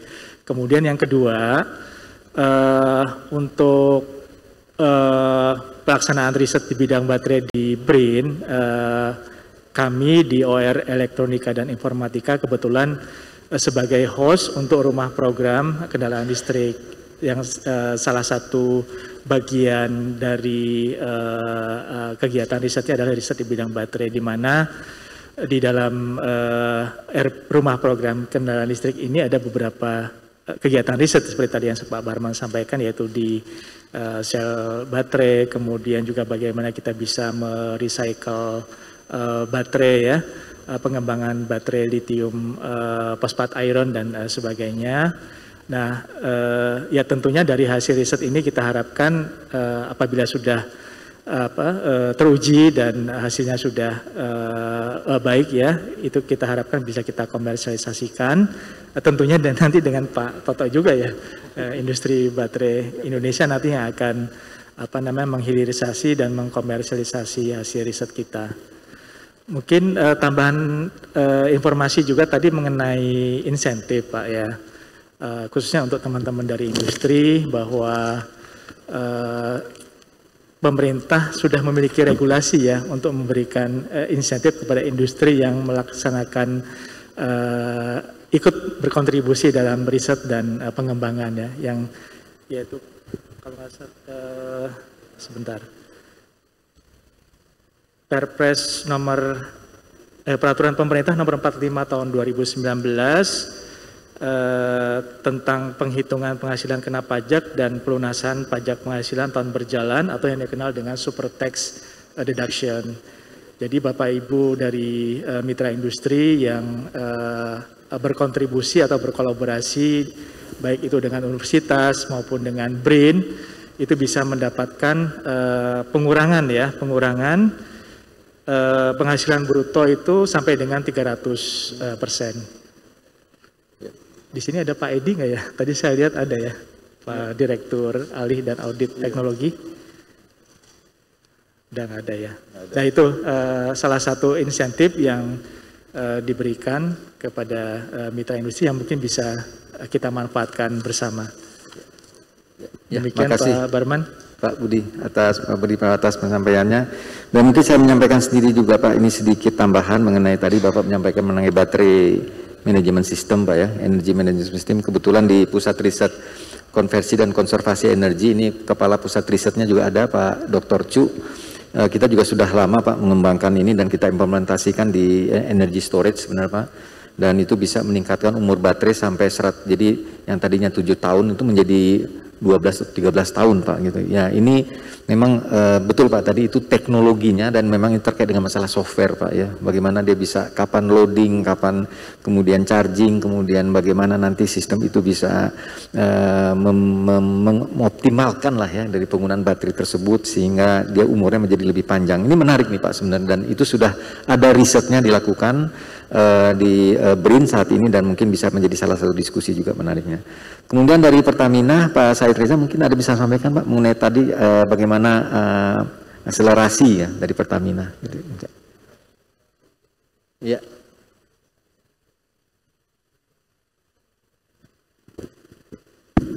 Ya, kalau dari kita melihatnya gini, apabila masa transisi ini akan diakselerasi ya, seperti tadi saya sampaikan bahwa sebenarnya EV ekosistem ini tidak mungkin bisa dihasilkan oleh satu pihak saja Pak. Jadi ada subsistem yang harus diintegrasikan. Jadi kita nih sekarang tidak punya integratornya siapa sebenarnya.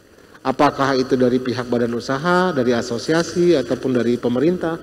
Kalau menurut saya itu harus ditetapkan saja. Ada regulasinya. Nah ini yang mengawal nih, karena subsistem ini kalau tidak diintegrasikan tentunya akan jalan masing-masing sih, gitu ya. Sementara itu produk import menyerbu Indonesia. Kita nggak mungkin bisa compete dengan produk-produk contohlah dari China katakan gitu ya. Itu sulit kita compete karena skala ekonominya kita belum dapat. Jadi sekali lagi kalau saya sih melihatnya faktor integrator ini sangat memegang peranan penting agar akselerasi ini bisa tercapai gitu. Dalam waktu yang kita tetapkan, misalkan 5 tahun ke depan ya gitu. Oke. Nah tentunya insentif juga perlu untuk dunia usaha gitu ya. Supaya terakselerasi masa transisi. Tanpa ada akselerasi mungkin kita dari sisi badan usaha maupun industri kalah bersaing Pak dengan produk-produk dari asing tentunya. Itu sih kalau saya pandang. Terima kasih. Ya, terima kasih Pak Ija atas. Memang ini perlu ada dirijen Pak yang saya pikir yang untuk bisa menolak ini. Terakhir dari pertanyaan dari Ibu Ayu ya, dari Praja Elektrik Motor, menyampaikan mengenai saat ini bagaimana sih mengintegrasikan ya semua kegiatan-kegiatan terkait dengan pengembangan industri EV ini gitu ya, supaya menjadi lebih efisien dan kemudian industri juga bisa melihatnya ini sebagai salah satu cara mereka untuk bisa masuk ke dalamnya gitu ya, sehingga tidak merasa bahwa wah ada area ini tapi kemudian kok yang lain, sehingga untuk pengintegrasian satu sistem ini menjadi lebih cepat dan lebih mudah gitu ya. Memang pertanyaannya menarik nih. Sebagai salah satu contohnya mungkin kegiatan yang dilakukan di BRIN mungkin ya, mungkin Pak Budi Prawara bisa sedikit menjawab Bagaimana sebenarnya menyatukan berbagai disiplin ilmu gitu Pak ya, sehingga tadi misalnya terkait dengan otonomos, tapi dan di dalamnya ada mulai dari baterai, kemudian dari elektrik motornya, kemudian dari regulasinya itu bisa dijadikan sebagai salah satu kayak world breakdown sistemnya lah Pak. Tapi bagaimana hubungannya dengan industri ini yang mungkin menarik Pak. Mungkin silakan Pak Budi atau bisa memberikan sedikit komentar. Ya, terima kasih Bu Ayu dari Praja Elektrik ya.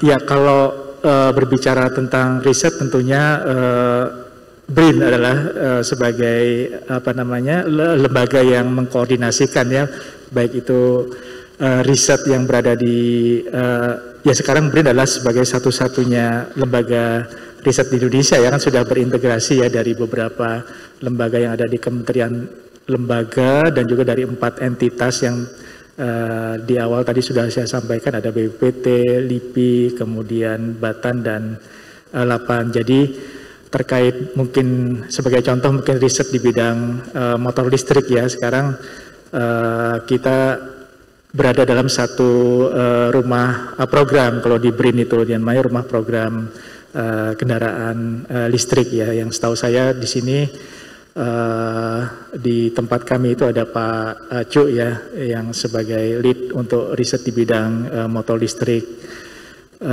Nah, dari pihak industri sendiri kita berharap untuk bisa ikut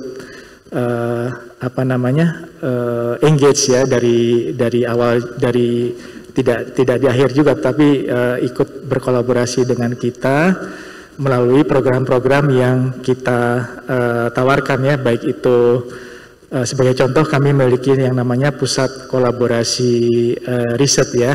Jadi pusat kolaborasi riset ini bisa diinisiasi oleh universitas bekerja sama dengan mitra industri dan juga dengan salah satu atau beberapa pusat riset yang berada di BRIN ya, untuk menjalankan aktivitas riset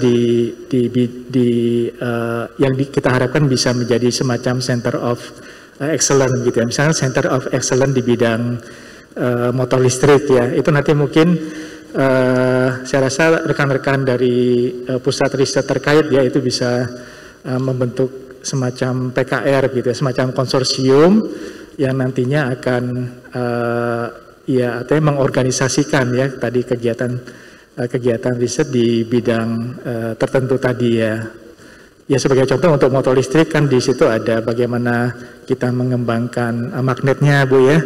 Saya kebetulan pernah berkunjung ke PT Braja juga, di mana kita ada satu pusat riset ya yang mengembangkan magnet permanen ya, tapi tentunya kekuatannya sampai saat ini belum mencapai 1 Tesla, kalau nggak salah masih sekitar 0,7 Tesla ya. Nah ini dengan adanya konsorsium ini kita berharap dalam satu pusat kolaborasi riset ya kita berharap itu bisa mengorganisasikan kegiatan riset dengan lebih baik, kemudian hubungan antara lembaga litbang yang melakukan riset dengan mitra industri dan universitas juga bisa berjalan dengan baik. Saya rasa itu Pak Dan juga mungkin ya beberapa ini juga Pak ya, apa namanya, yang saat ini sedang berjalan dengan program-program prioritas riset nasional ya, memang ada beberapa di antaranya sebagai lead adalah dari pihak industrinya gitu Pak ya. Sebagai contoh kemarin untuk teknologi di bidang, kebetulan kami di bidang elektronika itu untuk yang radar pertahanan itu sebagai lead adalah dari industri pertahanan. Mungkin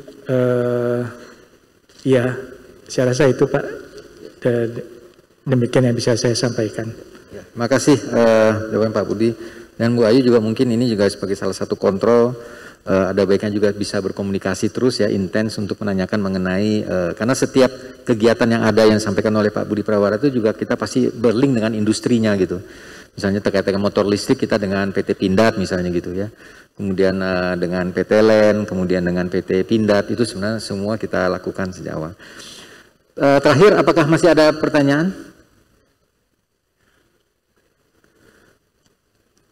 Kalau nggak ada pertanyaan, saya ingin tanya langsung kepada Pak Reza nih Pak. Mungkin satu pertanyaan aja nih,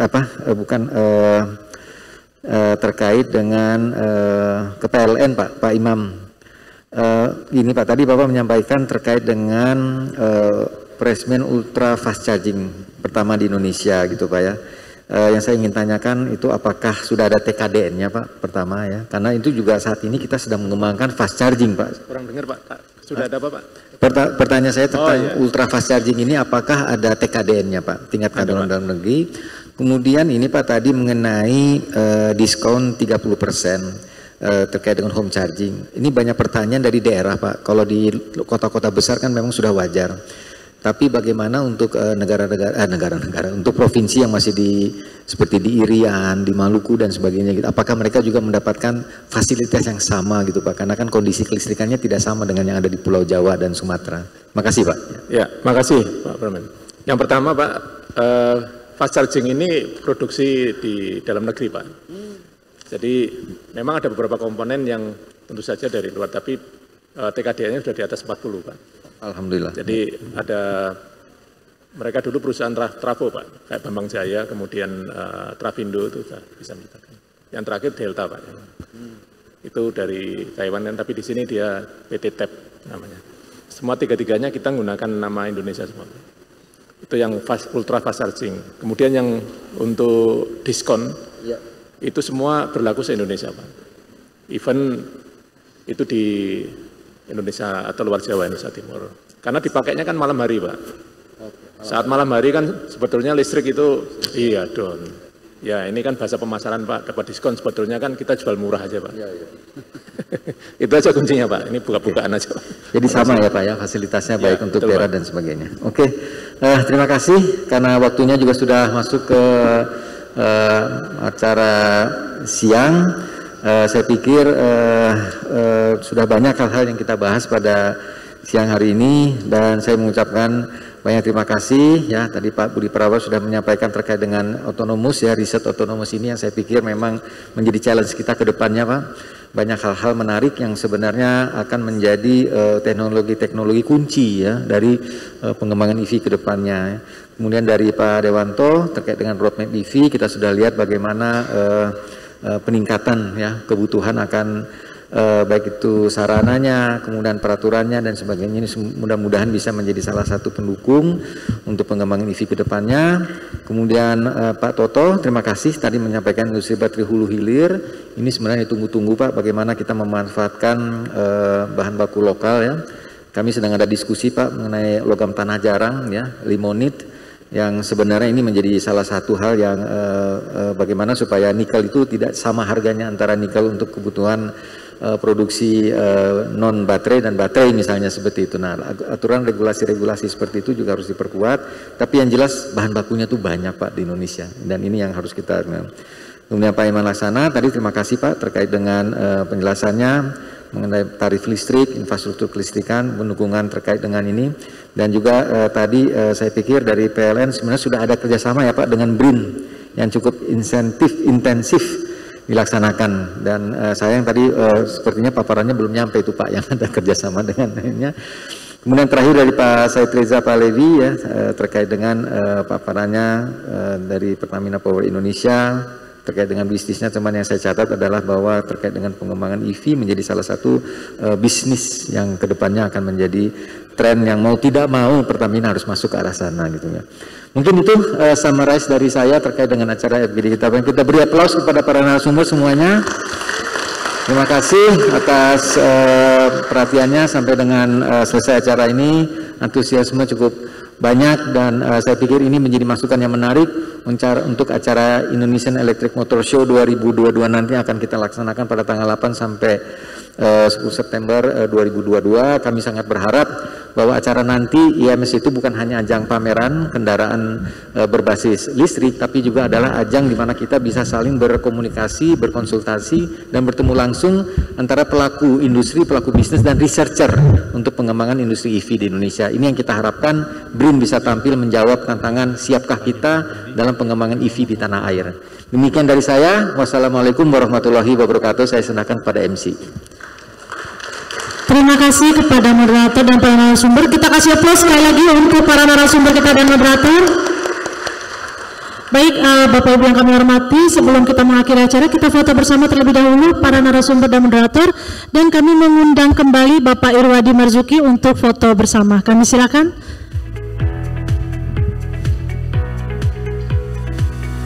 Kami silakan kepada narasumber dan moderator untuk foto bersama.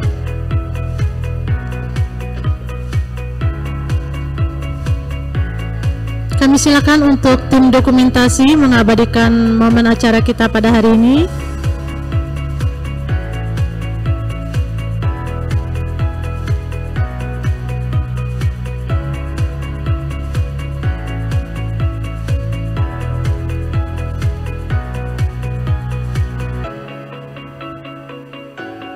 Baik, tim dokumentasi kami silakan. Hitungan 3, 2, 1. Oke. Gaya bebas. Silakan Bapak-bapak. 3, 2, 1. Oke. Sudah. Terima kasih. Sekali lagi kita kasih aplaus untuk para narasumber kita dan moderator kita pada hari ini. Baik Bapak Ibu hadirin yang berbahagia, dengan demikian telah kita ikuti bersama seluruh rangkaian acara Soft Launching Indonesian Electric Motor Show 2022. Dan bagi para peserta seminar yang ingin mendapatkan materi, silahkan ke depan. Tinggal akan semua materi akan bisa kita berikan, akan kita dikirimkan langsung semua materi paparan tadi. Dan bagi yang ingin mengetahui lebih lanjut tentang IEMS, di depan juga sudah ada proposalnya. Dipersilahkan yang tadi berkaitan dengan informasi mengenai Indonesia Electric Motor Show. Dengan berakhirnya FGD Smart Intelligence Transportation System yang dipandu oleh Bapak Dr. Barman tadi barusan, selesai sudah acara launching IEMS 2022. Sampai jumpa pada acara tersebut pada tanggal 8, 9, 10 September di GCC.